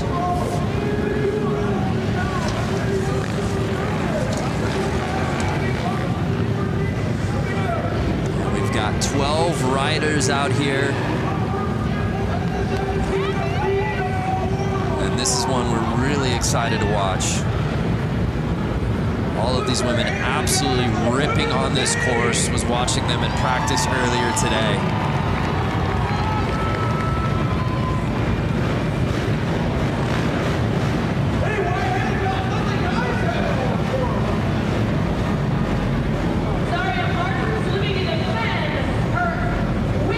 I see a lot of different CC bikes out there. CC's the cubic inch of the motorcycle, which the more cubic inch, the more power. But I'm seeing bikes that could be upwards of 450 cc's and then bikes that look to be somewhere in the neighborhood of 125 cc's. Yeah, let's bring in Johnny. Are you seeing that as well? Lance just talking about the variation in cc's in this category. Oh man, there's a big one. I don't know if you noticed the last bike that pulled up into the start line was a Honda Rebel. Still has the taillight on it. But then you got racer girls that race full time, you know, like all season long. So there's a lot of really strong talent out here, and also a lot of beginners just getting out here for the first time. So we're getting ready to set it off for the women's main.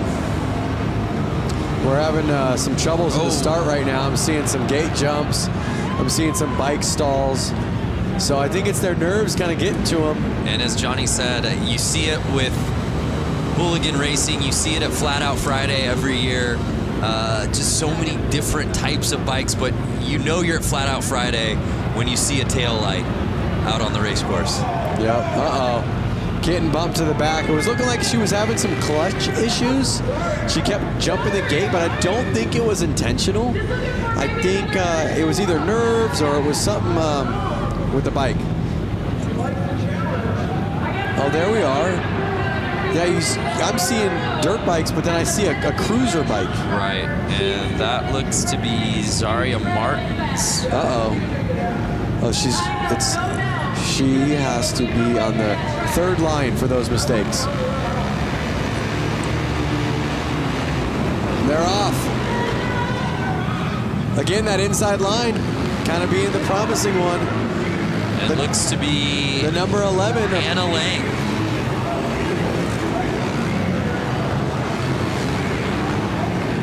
Hannah Lang leading the way. Annie Wyman now taking the lead away on the 158 plate.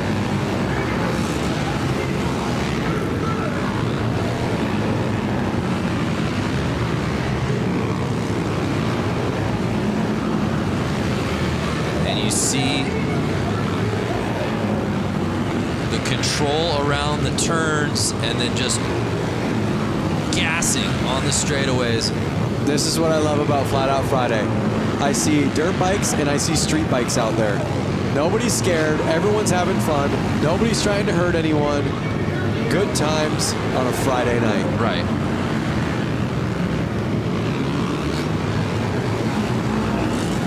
So it's Wyman still leading the way with Megan Funk right behind her. 4 laps to go.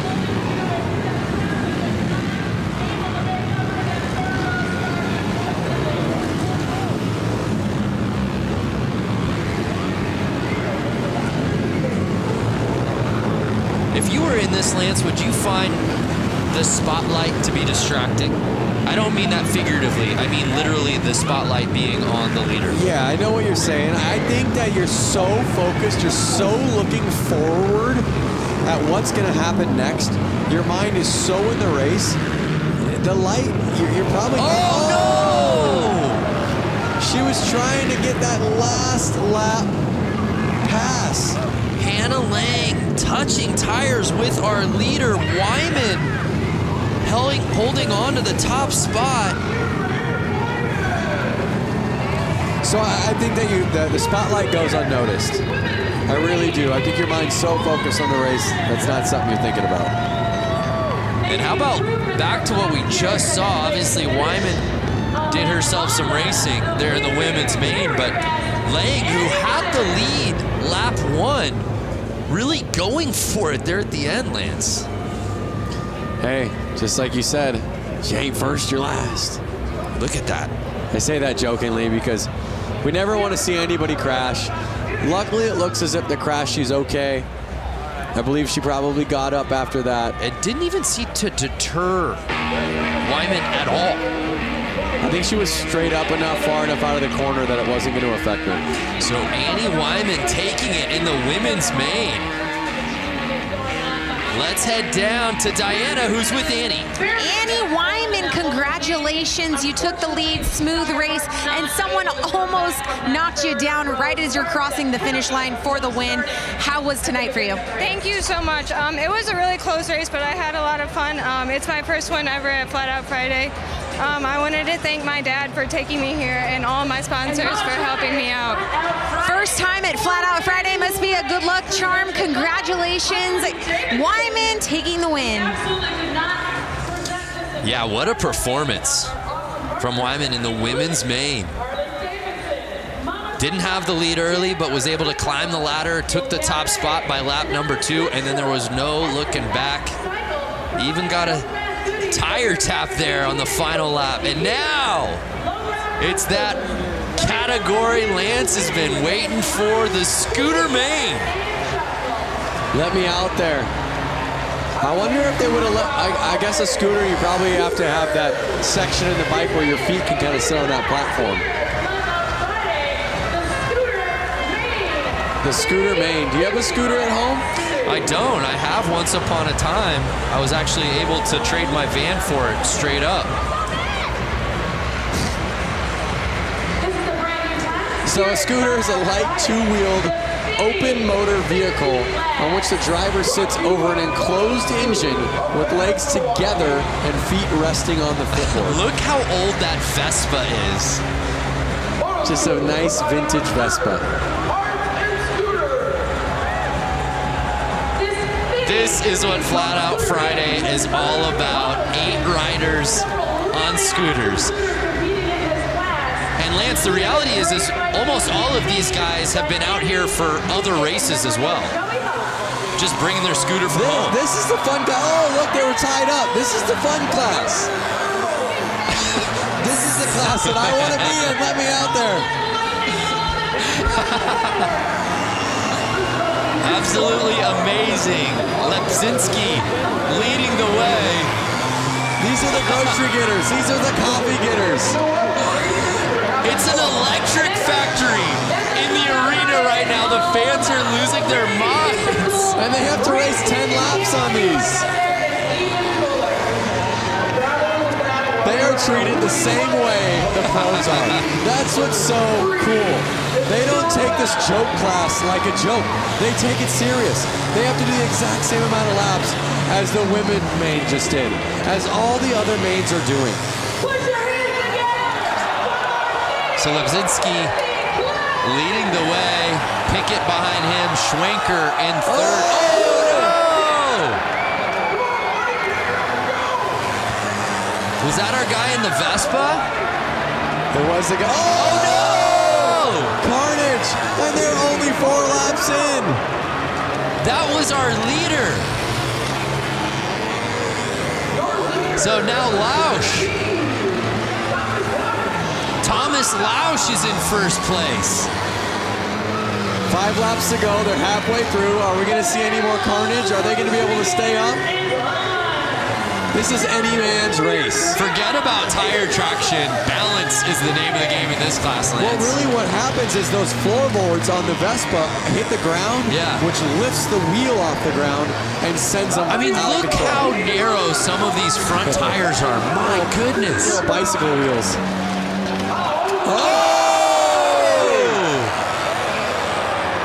Right back up.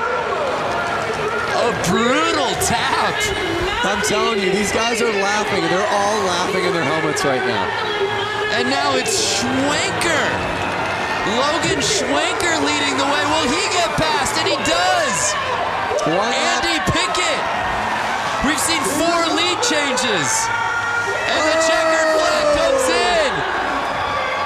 And Andy Pickett on the final lap. The crowd is going wild. Taking the W. There he goes.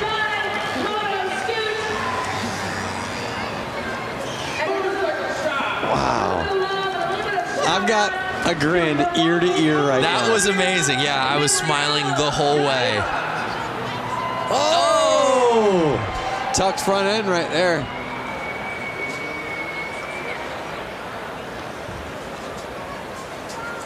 Let's see what we have coming up.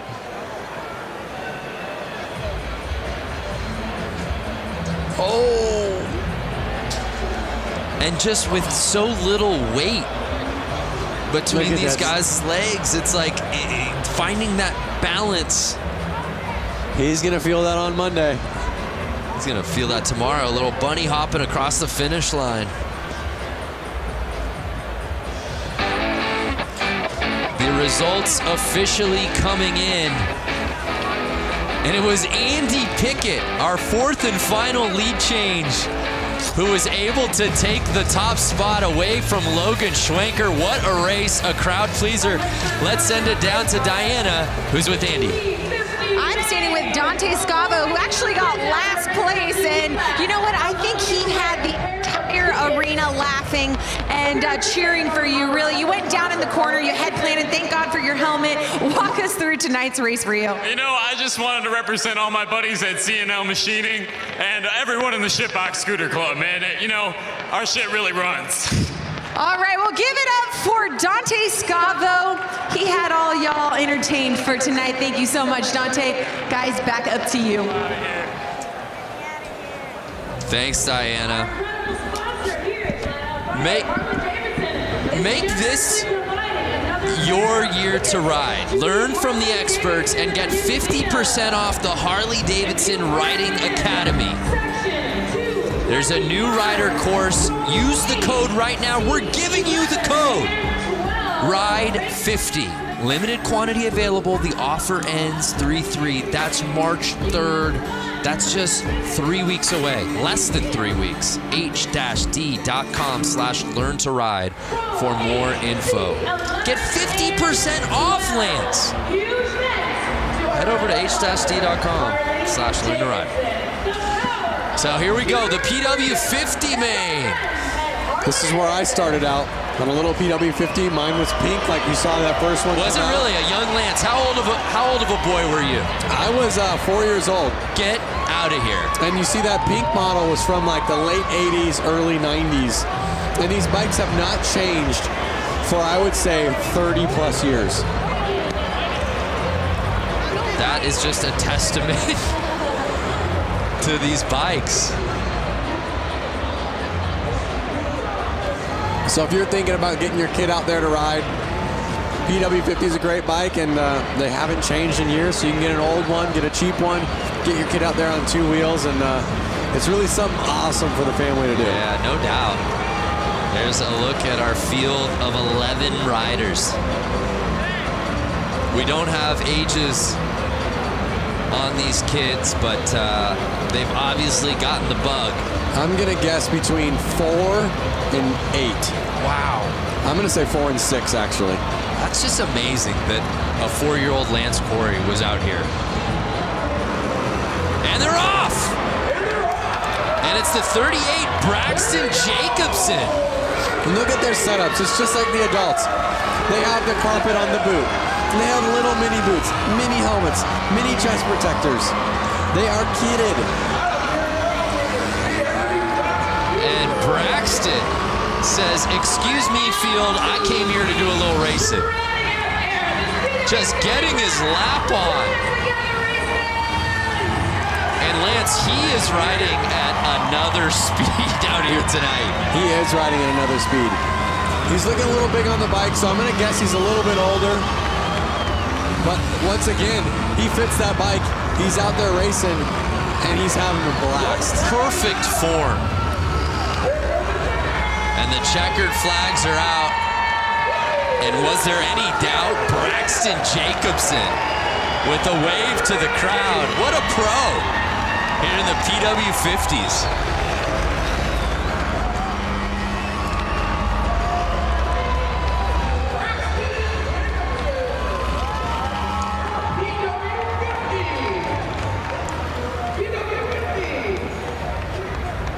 How epic. And he didn't have the inside positioning to start that race. He had to come from middle of the line there to get that hole shot. He had his eyes on the prize. That's a fact.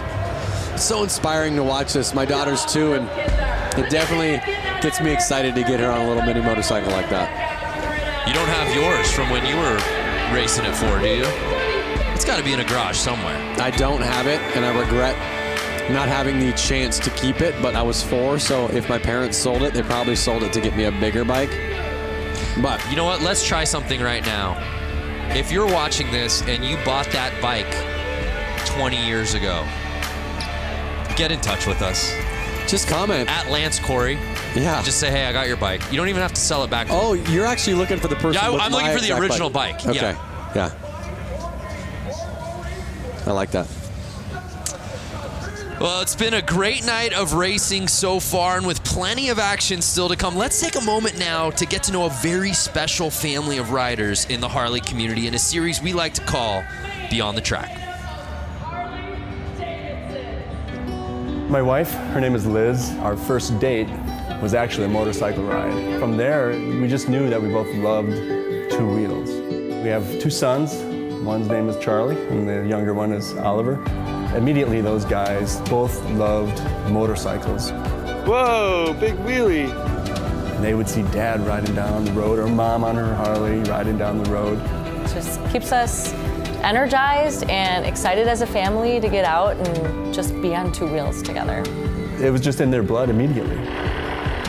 Eventually, we bought the little Harley-Davidson Power Wheels. Had a blast on those, doing donuts and all that sort of thing. From there, it just took off. Flat Out Friday is a non-stop, action-packed show for kids and adults of all ages. So this year, I'm going to be racing in the amateur 450 class. And then the boys are going to be racing as well.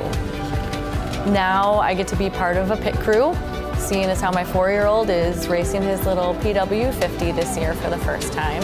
As a dad, seeing the kids out there and my wife getting out on her dirt bike, it brings me so much joy. Like, I'm just lucky that, you know, the boys got into it. I found a beautiful wife who loves it too. Now that is amazing, and that's what makes motorcycle racing and Flat Out Friday a truly family affair. You know, it's fitting, being in Harley-Davidson country, that Diana is joined by our next guest. Diana, who do you got for us? I'm standing here with some Harley-Davidson royalty.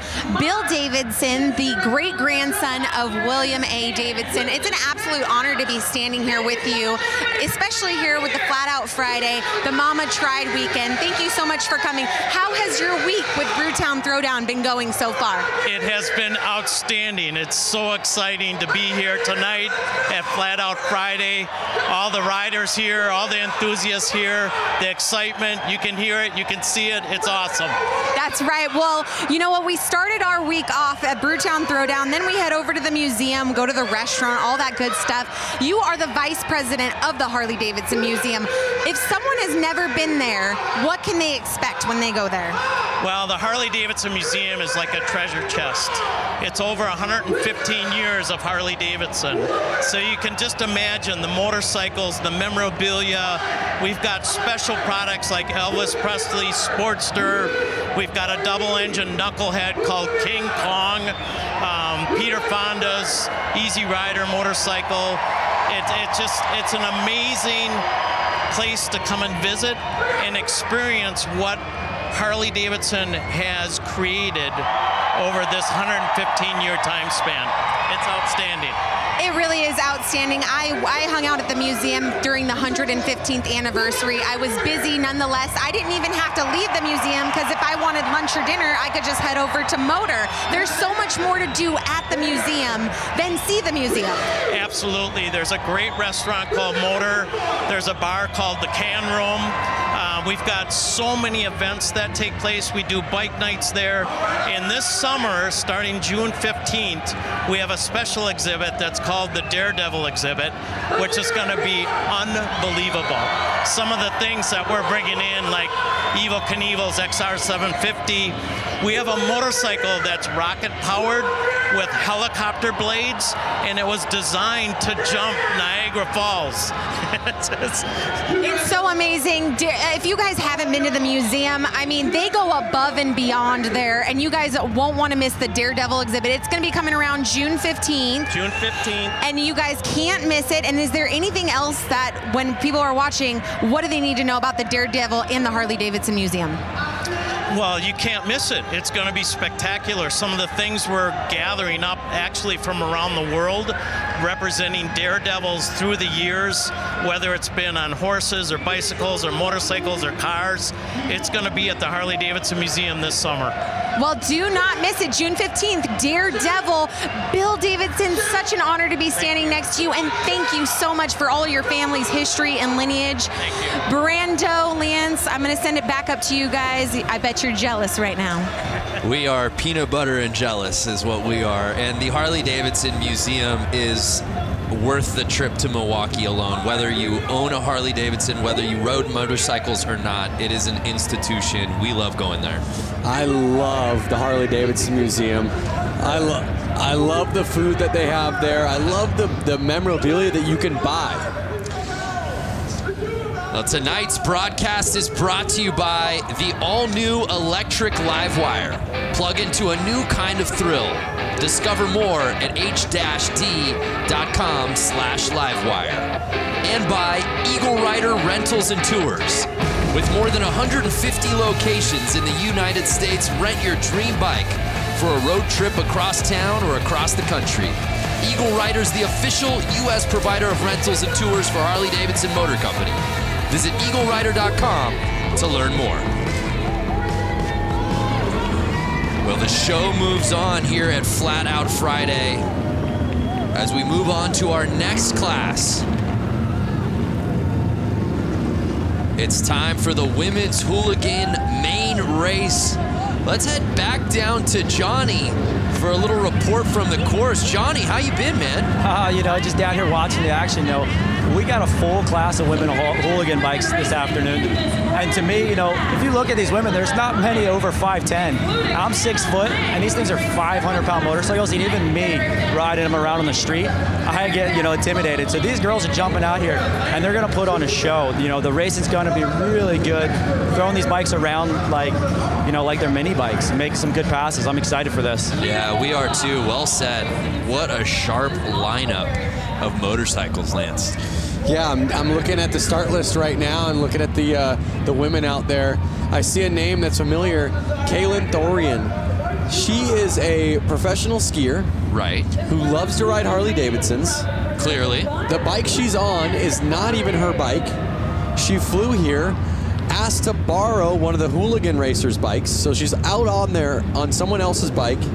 She loves racing so much, she loves motorcycles so much that she found herself out here sans bike and just said, I'll figure it out. Yep, and she's right there, the number 46. You could see her about five women in.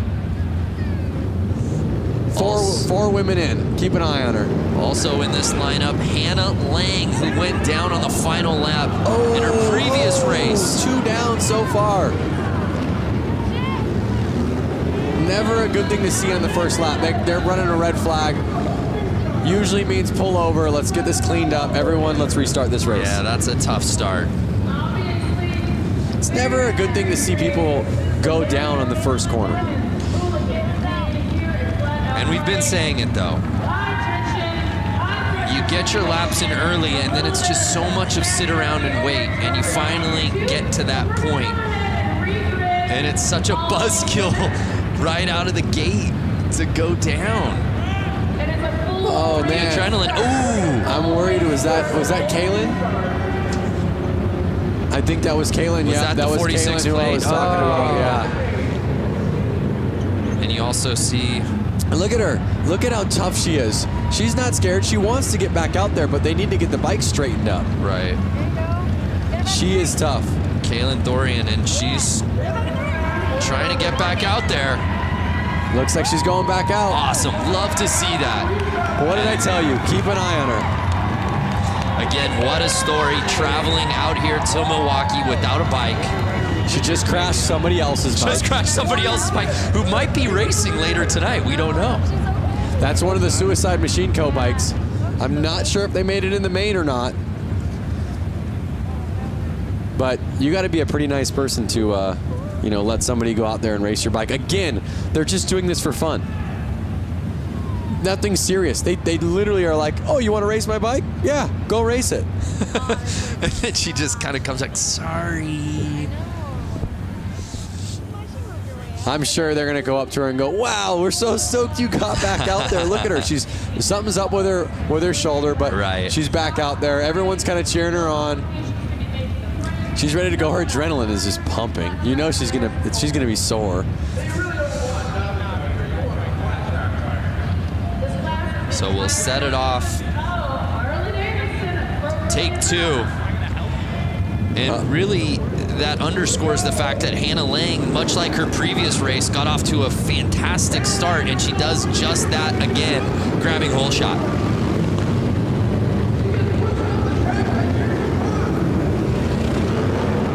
Hannah Lang looks to have qualified first, and now she's in the lead. We'll see if she can keep that fastest lap time at the front of the track.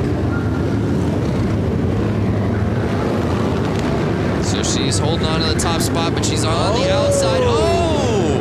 And she pushes off. That was Lassen. That was Lassen, who was right behind her. Kristen Lassen was pushing hard, but pushed a little too hard.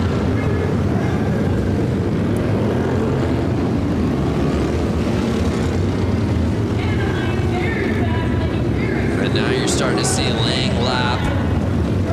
Orloff sitting behind her. But I don't know. It's still early, Lance. Who's going to catch Hannah Lang?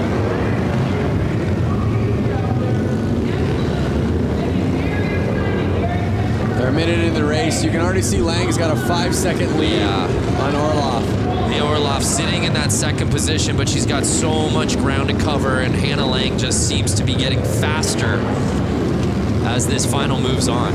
Every lap, your confidence kind of boosts and boosts and boosts. You're getting more comfortable. You feel the track more and more. You understand the track more and more. As long as you can keep your excitement level down, you can usually hold on to that win.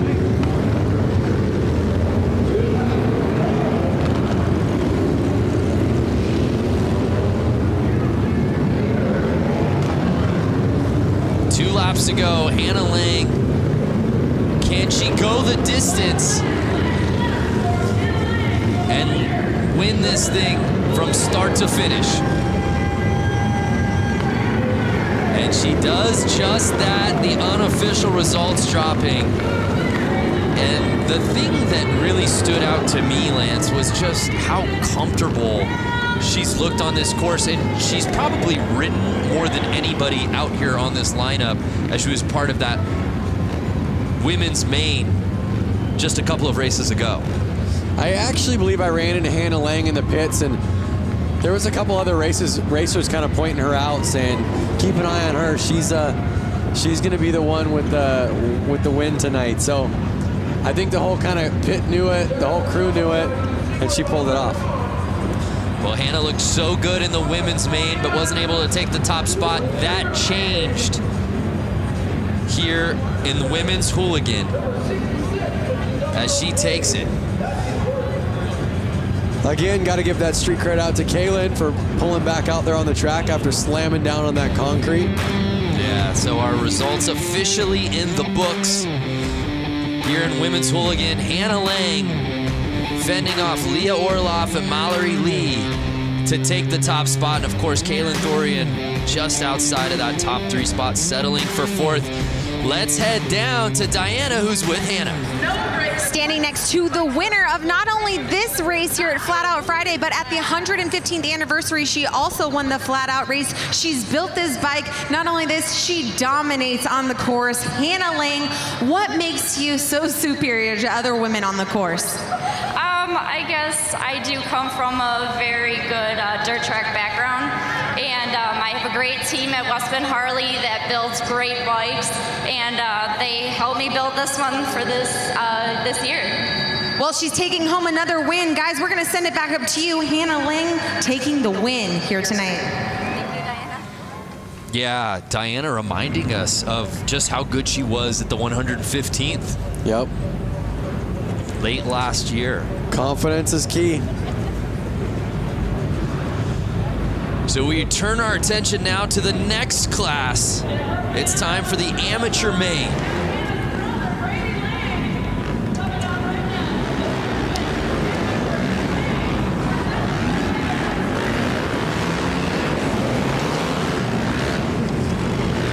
So the open amateur main featuring 12 riders.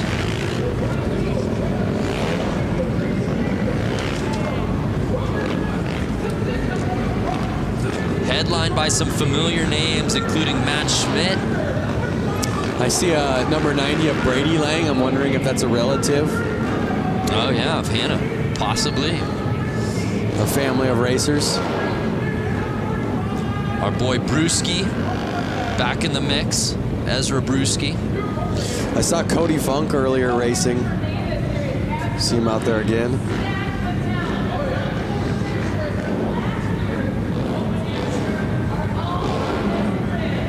Our lineup set for the open AMs.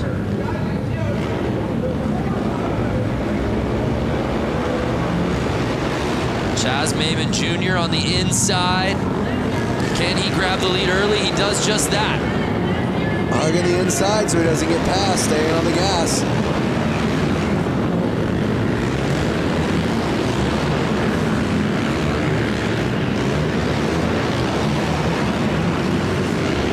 The nerves are up right now, 10 laps to go, and these guys are on the gas. They are wheel to wheel right now. Lang is on Chaz Maimon's heels. Can he catch him? And you see him, Lance, trying to get that inside, but Maimon not giving him any room. They are not letting off. They want to pass. It's such a tight track. It's so hard to pass, but we've seen it happen. It might happen. 6 laps to go. Look at how fast this race is going.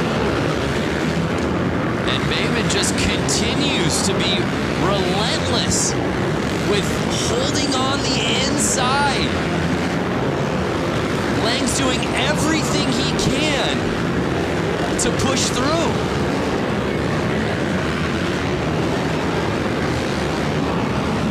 Now, when you're sitting in that second spot, as Lang is, you know the strategy. I've got to get to the inside. I got to get to the inside, and you're not getting it. At what point do you just figure out I gotta make this pass one way or another. Did he make the pass? Did he make the pass? Oh, man down, rider down. He's in the lead. He made the pass. Lang made You're the right. pass. Lang is on top. Must have happened without unofficial results, and he does it. Was that the final lap that he did it? I think those results are a little off. I believe Lang pulled it. Lang is on the 90 plate. Yep. And so he sure looks like he did. Lang wins the women's class. Lang wins the open amateur class. So what you're saying is when you register for these races, you should write last name Lang. What I'm saying is the Langs trained together. The Lang train. Yep, and they knew exactly what to do. There's the pass right there. Whoa. We said it. All race long, Lang was just looking for that opening. Do not give him the slightest daylight because he was going to take advantage of it. Flagger, almost down for the count.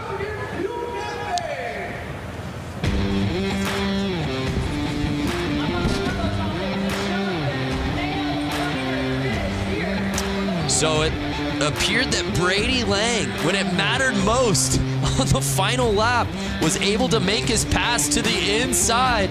Let's send it down to Diana. Here with Brady Lang, the winner of tonight's Flat Out Friday, but he also won at the 115th anniversary. Now here he won, making a clean pass on my men. Walk us through what happened. Well, he was leading, I was working on him, and he screwed up and I took advantage of it. Taking advantage of it. And I know for those of you watching on Facebook Live right now, you can't hear the crowd, but you know what? That one got him good.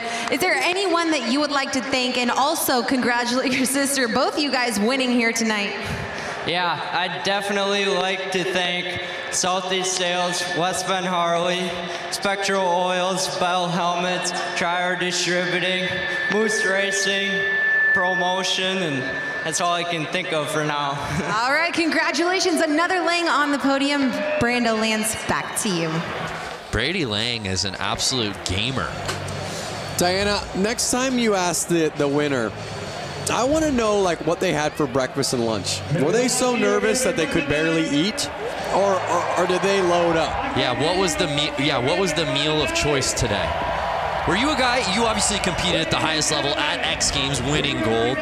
How about nerves? How much did that play for you on race day and contest Nerves day? were huge, and I always tried to eat a super bland meal.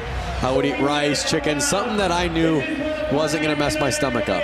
I'm sorry, Lance. We'll have to continue this thought in just a second. I'm not quite sure what's happening here. In Milwaukee, hanging out, having a great time. I brought some of my guys with us. We're having a great time watching the riders in the back, watching the races, doing a great thing. We want to thank everybody for coming out tonight. Let you know we got a big show coming up at Turner Hall in September. We got a couple other big shows coming up. We hope to see you guys if you're in town. I want everyone tonight, have a drink, have a good time, get a little rowdy, get a little crazy. It's become rogue down here on the course. Diana, what's going on down there? You know what? I have a little bit of wrestling experience, and this to me looks like a showdown. Oh my goodness. You're so lucky, Brandon, that you're not down here because I feel like they would break you up into little pieces. Oh, wow. They would just chew you up. Tell me how you really feel. Jeez, oh no, they're not gonna, Diana, they're not gonna throw him on this table, are they? No, whoa! Thank you, Milwaukee! Lance, the man has a family, Lance. What did they put in their Wheaties this morning, guys? That's what I want to know. They just threw that man on a table and broke the table. Was that Vance or Lance? Hey now, hey that was now. Lance's alter ego, Vance. You know, that's got me thinking, Diana, Lance. Obviously, these wrestler takeover. What would be your wrestling name? Diana, what would, if you're wrestling, what would be your nickname? You know what? I honestly can't even answer that because I don't know. Why don't you give me a name, Brandon, right now? Give me a name. Diana. What rolls off the tongue with Diana? Dirty Diana. Dirty. Okay, you said it. If you could say it, I could. That would be your walk-in music. Yes. Michael Jackson, Dirty Diana, right? I would even do the little hip thrust, you know, like little pop that he does. Woo! Ow! Lance is quiet. Look, you can't even get a word out. He's just. I was the one that went, ooh. Oh, okay, you mean Lancelot? Lancelot. That was would be, and he would be like a night theme, like sort of a middle-aged theme, Middle Ages. Exactly what I was just gonna say. He would come out to the Lancelot music, have a sword. Girls would love him. Diane, how's it going over there? Diane, is that you? Vance and Diane, the alter egos have come out. Oh my gosh. Hey, it's time for some racing. Who's ready for Boonie Man? Boonie, the best race of the night. Boonie Mains. Lance, you love this one. Talk to us about Boonie Main. Boonie Main, basically, they got to be on a pull start bike. It's got to have no suspension. I guess they probably get a rear brake on those things. It's kind of something that you would pull out of your shed with your lawnmower motor in it. It does sound like a lot of lawnmowers.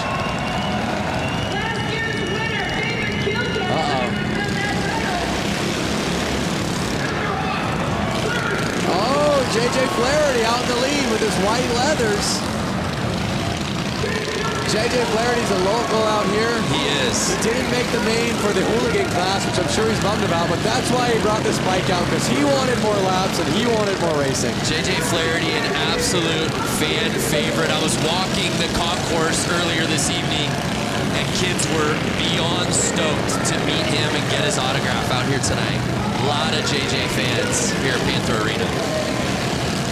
You see David Kilkenny right behind him. I've seen both of these bikes racing right at the peak for the last 4 or 5 years here. Can Kilkenny catch him? It looks like he was making the pass, but Flaherty. Oh, I think he did, Lance. I think this win. Both Kilkenny. Notice the lines they're taking. That is what's making who's going to pass. They're going outside in, passing the guy in jeans. One of the guys just needs to take the other one out. Just clean, take him out, push him over. This is the battle we've been waiting for, Kilkenny. Over the jump, the only time I've seen it used. Kilkenny versus Flaherty in the Boonie Main. Can Flaherty get the lead back? Take him out, Flaherty, take him out. I wish I had an earpiece right now into Flaherty's ear. Take him out, take him out. Sweep the leg, JJ. And Kilkenny will just not let up. Final lap time. Can Flaherty regain the lead? I don't think so. Take him out, go, go. And Kilkenny wheeling his way into first place. That was a fun one. And look at that. They're both hyped. Pumping each other up. It's all good fun and games. I mean, this race tonight, all these races is almost like no different than meeting your friend at the park for a Friday evening basketball game. It's more just about getting out there and having fun. That they did. Oh, rubbing is racing. The Boonie Main. Be nice if we got a little Gucci Mane maybe playing in arena during that race. For the Boonie Main? For the Boonie Main. Killing me. You're killing me. How about Flaherty looked unstoppable in that thing? But it was David Kilkenny who grabbed that lead and wouldn't let go. David Kilkenny winning Boonie Main. Let's head down to Diana, who's with David. David Kilkenny dominating out here. David, you were working in and out with JJ Flaherty. Walk us through why you're so dominant over him. I don't know. I think we just ride together a lot, and I don't know. We both like to have fun on these silly little bikes. Well, why didn't you just punt him off in the corner?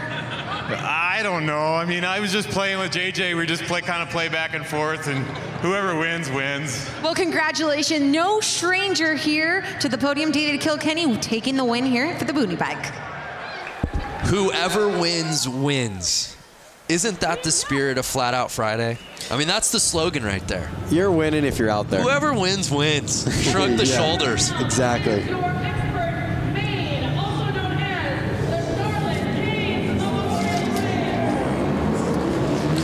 Now we're getting into the big dogs, Lance. Expert main. That means we've got to bring in our pro, Johnny. Break down this category for us, these riders, these bikes. So, you know, these guys are on 450s. They're used to racing on bigger tracks. You know, the spectators are about the same, so the nerves aren't so much. It's just a tight track that's really going to amp these guys up. You know, all day long they've been watching the track, you know, really seeing if the track is changing. Because these guys, unlike those guys, you know, just said on the boonies, hey, whoever wins, wins. It's not these guys. They're wanting to take home this win. Even though they're not the big show here tonight, because the hooligans kind of take over, these guys want to win. They have bragging rights because this is all season for them, and they want to go into the season saying, hey, I won Flat Out Friday. I bumped the guy out of the way. You know, it's going to get aggressive. These guys are going to put on a good show. You know, and it's going to be a quick race. It's going to show some cool racecraft out of these guys on this racetrack. Yeah, that's a really good point from Johnny. It is a really nice teaser for the season for a lot of these guys. On top of bragging rights, there's something about getting this win here tonight. And just to add this to your resume as another win, sure. It always helps your resume to have one more win on it. And they're off. It was the 65 who got the lead, and oh my, the 20 plate. Doing a little bouncing and taking over the top spot. One of Harley-Davidson's themselves. Jared Vanderkoop.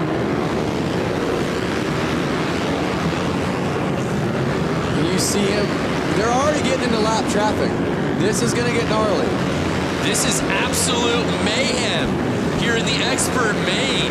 These bikes are never standing up at a 45 degree to the ground. They are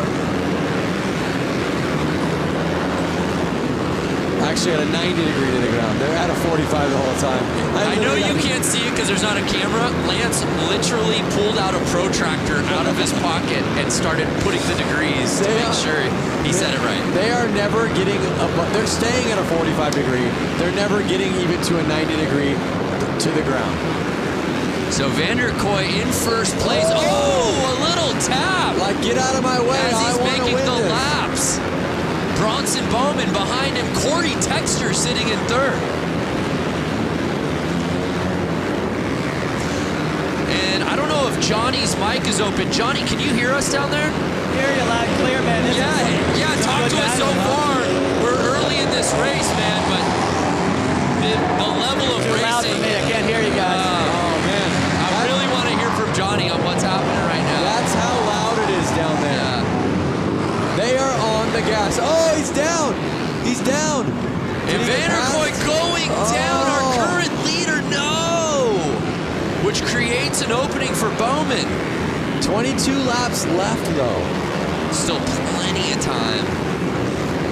The longest race we've seen tonight, but this may go by the quickest because of how fast they are going.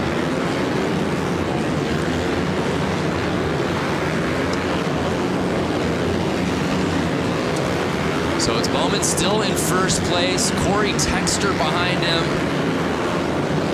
And you know who I don't see any side of, at least at the top, is the 69 plate, Sammy Halpert. Notice how fast these guys are changing positions right now.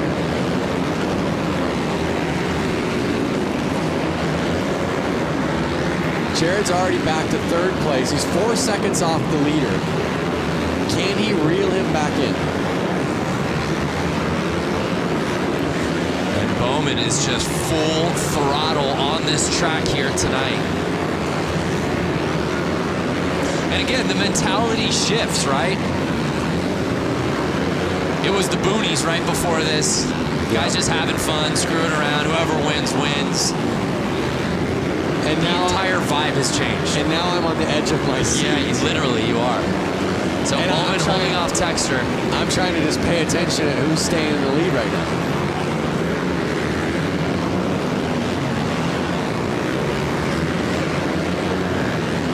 So Texter just over a second off. It's really a two-man race. Final 9 laps to go right now. Spotlight is staying on Bowman. But again, credit to Vanderkoy for getting all the way back in. Now he's sitting in third. 8 laps to go. 7 laps to go. You're right, though. In the blink of an eye, we went 25 down to 6 laps. Yep. That 1/16th track will do that to you.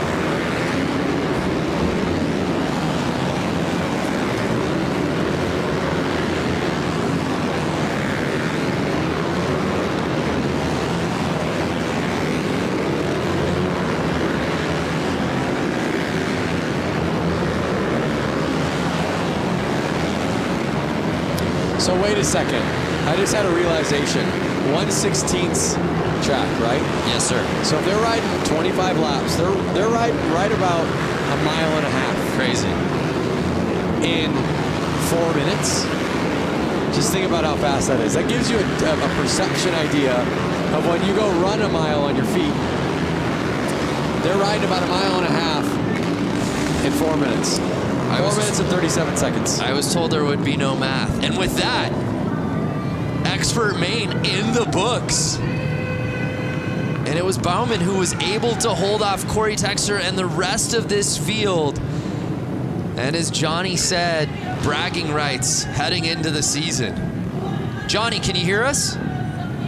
Now let's calm down a little bit. That was some Talk to intense us, racing there. Talk to us about what went down. Sorry, I lost it there. Now I can hear you again.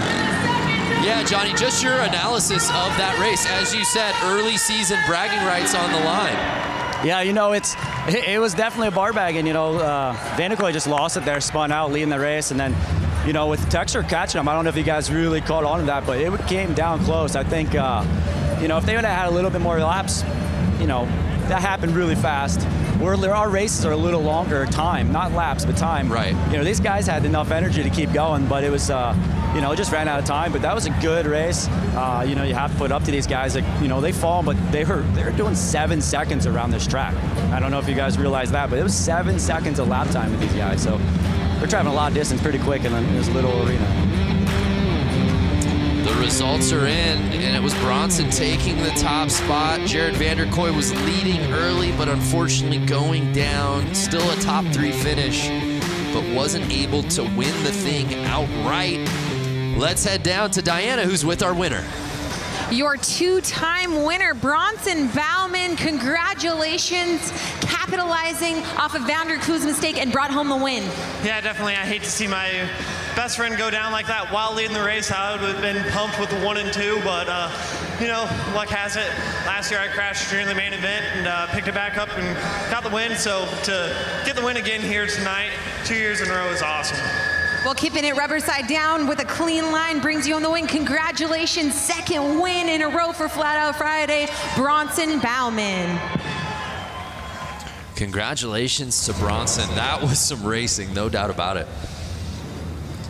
That was epic. But as you heard him say, how stoked or how bummed he was for his friend, he said he would have been cool with 1, 2. Right. So they kind of all have that mentality out there. And the lights are down, which can only mean one thing. It's time for some hooligans.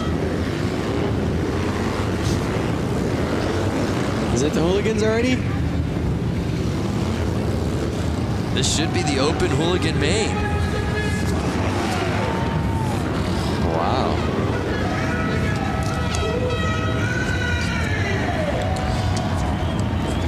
The night is going by so fast. Crazy. I'm like, we're already to the hooligan main?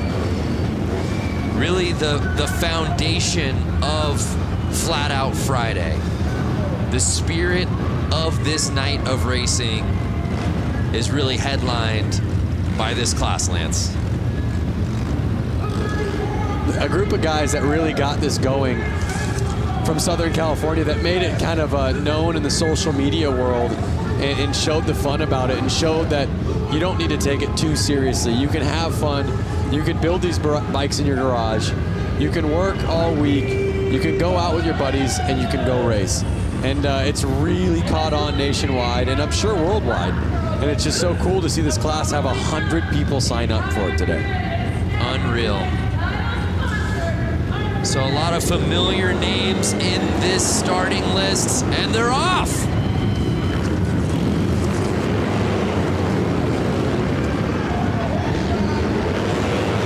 You see the 100 and Nick Mattia out in the lead right now, holding on. Can he hold it on for the next 11 laps? Heverly right behind Mattia, but right now, Nick is building a sizable lead.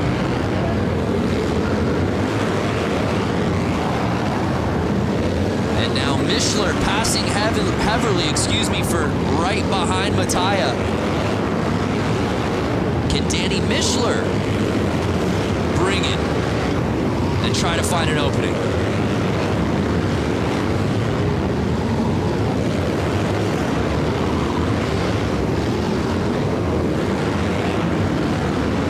Laps to go, over halfway through the race. Nick Mattia just making this thing look effortless. You can see how calm he looks. You can see how smooth he looks. And that's what really you see in most winners. Now Benny Carlson has jumped up into second place. Oh no! Heverly passing Carlson for second. I don't know who's going to be able to touch Nick Mattia for that top spot. As he passes the checkered flag.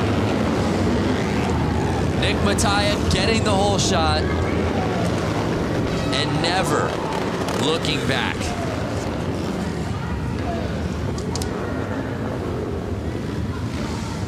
Heverly taking second and Mishler rounding out our top three.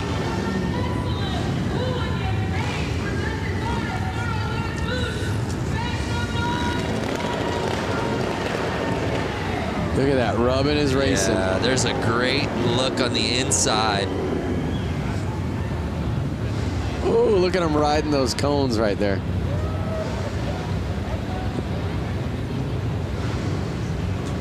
But Nick Mattia. Is this the crash? Look at that. Yeah. See what it is? The side of the motorcycle touches the ground, which lifts the rear wheel off the ground, losing all traction, bike goes sliding. So Nick Mattia taking the win, heavily contested though. It was really a battle for second place between Carlson, Mishler, and eventually Heverly, who ends up taking that spot. But it was Nick Mattia winning the Hooligan Main. Let's head down to Diana, who's with Nick. Standing with the winner, Nick Mattia, congratulations, taking the whole shot and running a clean, solid race to the finish. Yeah, thanks to my dad and everybody that helps me so much. I got a rocket start and was able to get out front and just kind of put in some consistent laps. You were just telling me that you pretty much came here and reclaimed the Mattia name. I'm not going to say that there's a ton of weight on my shoulders, but I felt like I needed to do something after my brother's crash last year, riding Charlotte's bike with 2 laps to go. And I'm happy to bring home the win, especially for him. He just had knee constructive surgery, and he couldn't be here today, but this win is for him because I know he wants to be here. Well, a huge win. Congratulations to Nick Mattia and the entire Mattia family. Brando Lance, up to you. Yeah, thank you, Diana. Nick Mattia leaving no doubt about it. We turn our attention now to one of my favorites, the Vintage. The Vintage Main. I'd love to head down to Johnny if he's there. Johnny, I don't know if it's too loud. Can you hear us down there? Sorry, I can't hear you guys. That's okay. We'll come back to you in just a little bit. Actually, as these guys get onto the starting line. How about now, Johnny? Get me a little better. We'll get back to Johnny. I love, you know, as we said before, you go around the tunnel here at the arena and you get to see all the different bikes, and a lot of the guys who are riding in the same classes tend to, birds of a feather, they're all kind of hanging together. It's unmistakable when you go by the vintage bike area. It is unmistakable, and I think if I had a vintage bike, I'd be out there racing it too. I feel like you do have a vintage bike, do you not? I have a 56 Panhead. Now, I would not be racing that. You wouldn't take that out? It's not really, it's a chopper. It's not really a race bike. Okay. These are a little bit more vintagey race bikes. You can tell with the vintage bike, you hear a lot more two-strokes. That was a little thing of the past. I can even smell the two-stroke smell right now. I hope everyone watching it on their screen can smell it. And they're off. The 37 plate getting the whole shot. That's Moldenhauer.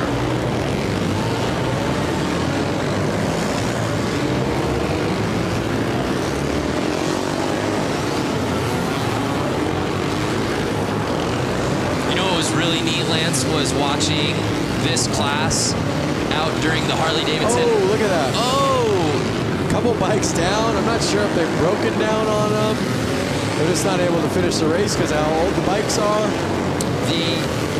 To finish that thought, the Harley-Davidson 115th anniversary races when we did the beach race. Yep. And seeing a lot of these vintage bikes out racing on the sand. That was incredible. So Moldenhauer really just kind of weekend cruising right now to the lead. Yeah, it doesn't look like anybody. Doesn't look like anybody's pushing too hard. I think those vintage bikes might be dropping some oil on the track, which is making all these riders go down.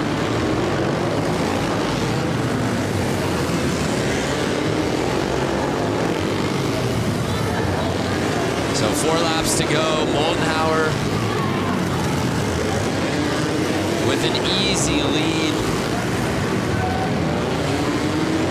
Girono behind him. He's kind of right on him. It's not an easy lead. Yeah, Girono making it interesting now. He's catching the zero plate. He's right there. It's a little confusing because you see the 22 on his back and the 0 on his bike, so it was a minute to figure out who it was, but he held on. Yeah, Moldenhauer, you're right. It was just tough because he had built such a lead. You just felt like he was lapping everyone in the field. Yep. But he's able to hold on, and he gets the win.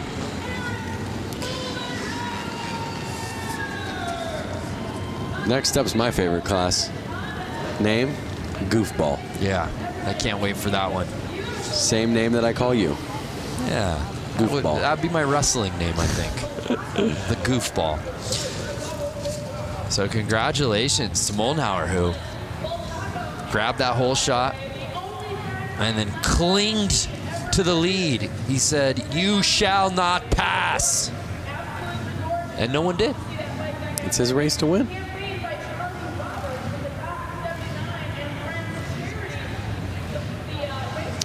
So the final results officially in.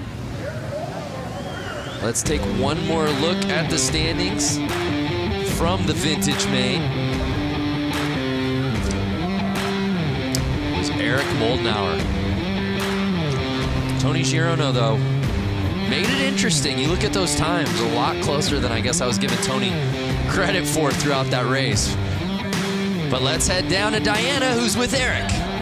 Standing with the winner, Eric Moldenhauer. Now, Eric and I were just talking, and this is a pretty special moment for him because he came to Flat Out Friday about 6 years ago, the first ever Flat Out Friday, and it motivated you to come out here and race. Talk to us about it.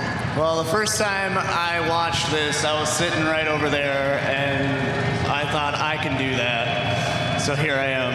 That's a pretty special story, and you're sending the message to anyone in the stands fans tonight, any of you guys watching through the world on Facebook Live right now, you too can come here and you can win a race. Motivated, how was that race for you? It was the best race I've ever had, so that was amazing. All right, well, congratulations taking the win in the vintage class, Eric Moldenhauer. Thank you, Diana. Tonight's broadcast is brought to you by Screamin' Eagle Performance, engineered for specific torque and horsepower gains. Eliminate the guesswork. Go to screamin'eagle.com.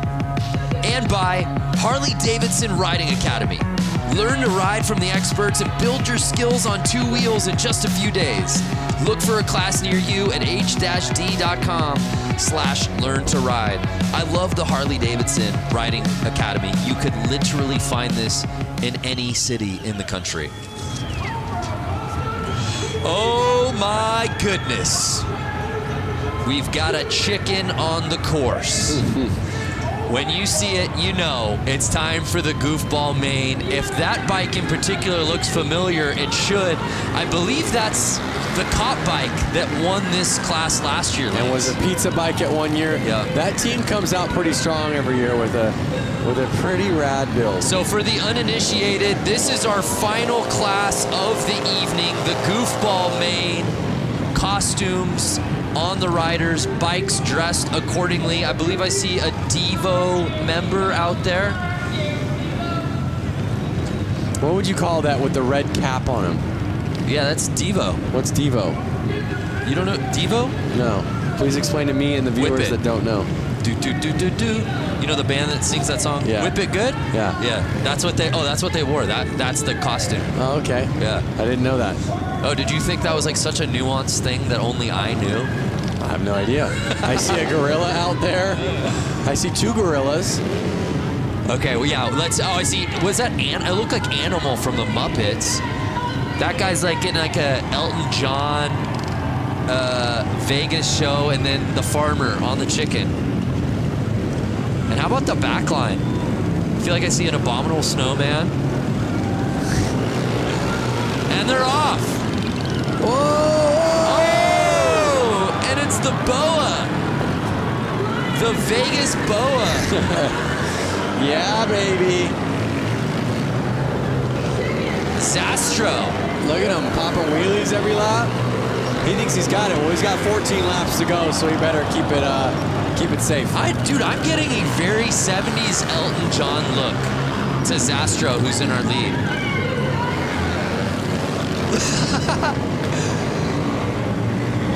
An unmistakable flair from Zastro around this course.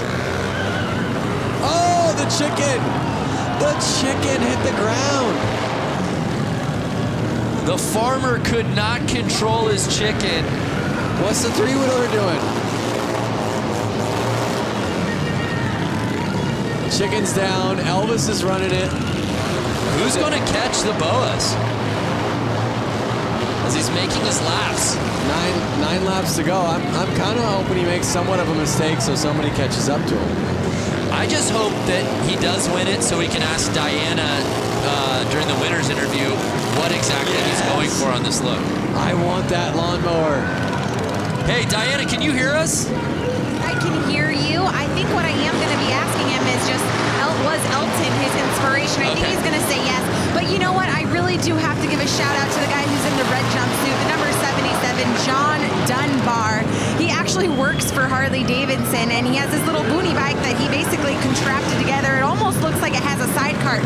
But guys, that's actually the engine. Oh, so no way! Both of his hand grips are his throttle, and I just got to give a shout out because he's one of my bosses at Harley-Davidson. So hey, pal, good job out there. Hey, pander when you can, Diana. No shame in the game. Oh, I did not realize that's actually not a sidecar, but the motor itself. That's amazing. I think he legit has 2 motors on it. 2 engines on it, I should say. Bike's off to the side. Everyone's being goofballs.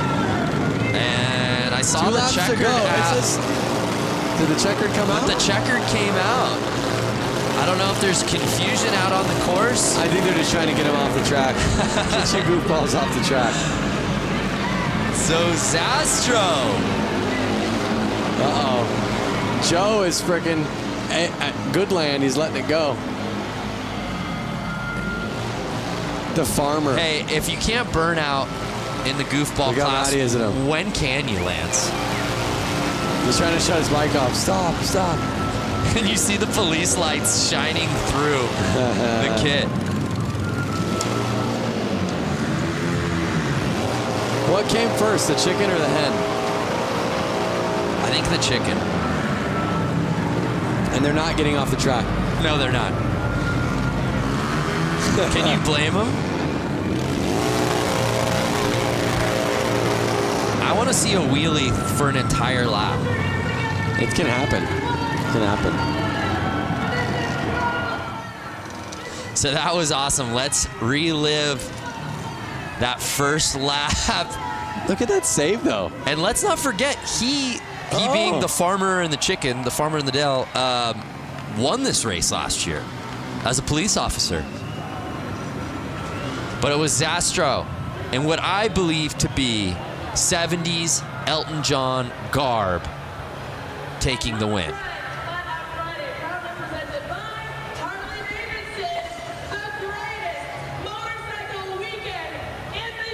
And again, you would wonder if the boas, just like tassels on some of the previous drivers, would inhibit the speed. It didn't do it at all. Look at how many guys are trying to stop Farmer from doing burnouts. Well, let's send it down to Diana, who's with our winner. You know, this whole time you guys have been calling him by his name, but it's actually wrong. It's Elton Ron, and Elton here has taken the win. This was a great class, and I just love that we have Elton in the flesh. Thank you. I'm just glad Harley brought me back after 16 years. After 16 years. You haven't been here for after 16 years? No, Harley just brought me back after 16 years. I'm really appreciating it. Well, Elton Ron appreciates Harley-Davidson after 16 years bringing him back. We love Harley-Davidson putting on a great event here. You just put on a whole show for the entire stadium. Thank you, sir. Thank you. I'd like to thank Andy Mock from Motoscoot. He completely did this. I just got back in town. The people that put this on, obviously, and Mike Pence, too. Awesome. Well, congratulations, Elton Ron, taking the win here for the Goofballs. I love it because Ron Zastro got the whole shot, got the lead, and then immediately went wheels up and just wanted to have a good time through that first lap. I just wanted one note from Elton Ron. Just one hit. Just one Rocket Man. Yeah, Rocket Man. What a night out here at Flat Out Friday. I hope you fans watching at home, have you enjoyed it as much as Lance and I have. Let's do a little social recoup if we can. I'd love to see what people were saying that we're watching. Ride with Peaks, 222 in the UK, and I'm hooked. This is amazing. Flat Out Friday. Please put my tweet on the Jumbotron. I love racing. That's all I ever wanted. Well, Cold Cucumber. I don't know if it got on the Tron, but you got on the screen on the big show, baby. It's madness here in Milwaukee. Yeah, yes it was. It smells like Fast Bike Bulls in here.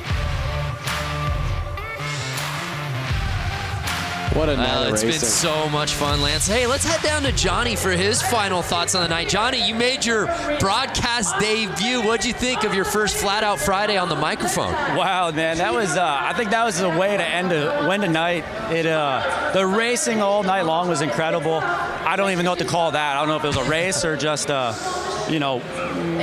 it definitely fits the Flat Out Friday motto, And then this isn't even the end of the weekend, All these guys here tonight watching and hanging out, there's still bike shows and all this other stuff going on. So, man, for this event, to come here to see the racing, let alone like having pros and the hooligans, having 100 hooligans split in between 3 classes, now this event is just taking that racing to a whole different level in the wintertime when it's 10 degrees outside. This was an amazing event. Yeah, it didn't feel like 10 degrees inside. Thank you, Johnny. How about Diana Dahlgren, your final thoughts? What's your takeaway from Flat Out Friday 2019? You know what? Flat Out Friday 2019 was epic. And not only that, the whole week and the weekend continues after this. You know, Lance and I, we got to do this amazing bike build-off. We went head-to-head for Brewtown Throwdown. And you guys, the fans, are going to be able to vote come Sunday. Social channels are going to be lit up with our 2 Harleys that we got to build here in Milwaukee this week. You guys are going to have to vote for Team Super Bob. No Vance, you're not gonna win with Team Quick and Sleazy Easy Cheesy. Okay, guys, great weekend, and of course, having a blast with you and Harley-Davidson. So grateful for everything they've put on through the entire week. Thank you, Diana. Look at that, a shot across the bow to you. Go Quick and Easy. Vote for the red bike. Quick and Easy. Let's win, baby. So Lance, Corey, it was an amazing night. So many different classes. What stood out to you here on Flat Out Friday? I mean, being a dad myself, what stood out to me was honestly seeing the kids on the bicycles and seeing the kids on the PW50s. And again, they got to race and ride on the same track some of the leading class pros are racing on tonight. What an evening. So much good stuff. Our thanks to our friends at Harley-Davidson. For Diana Dahlgren, Johnny Lewis, Lance Corey, I'm Brandon Graham saying thank you so much for watching Flat Out Friday here from Milwaukee, Wisconsin.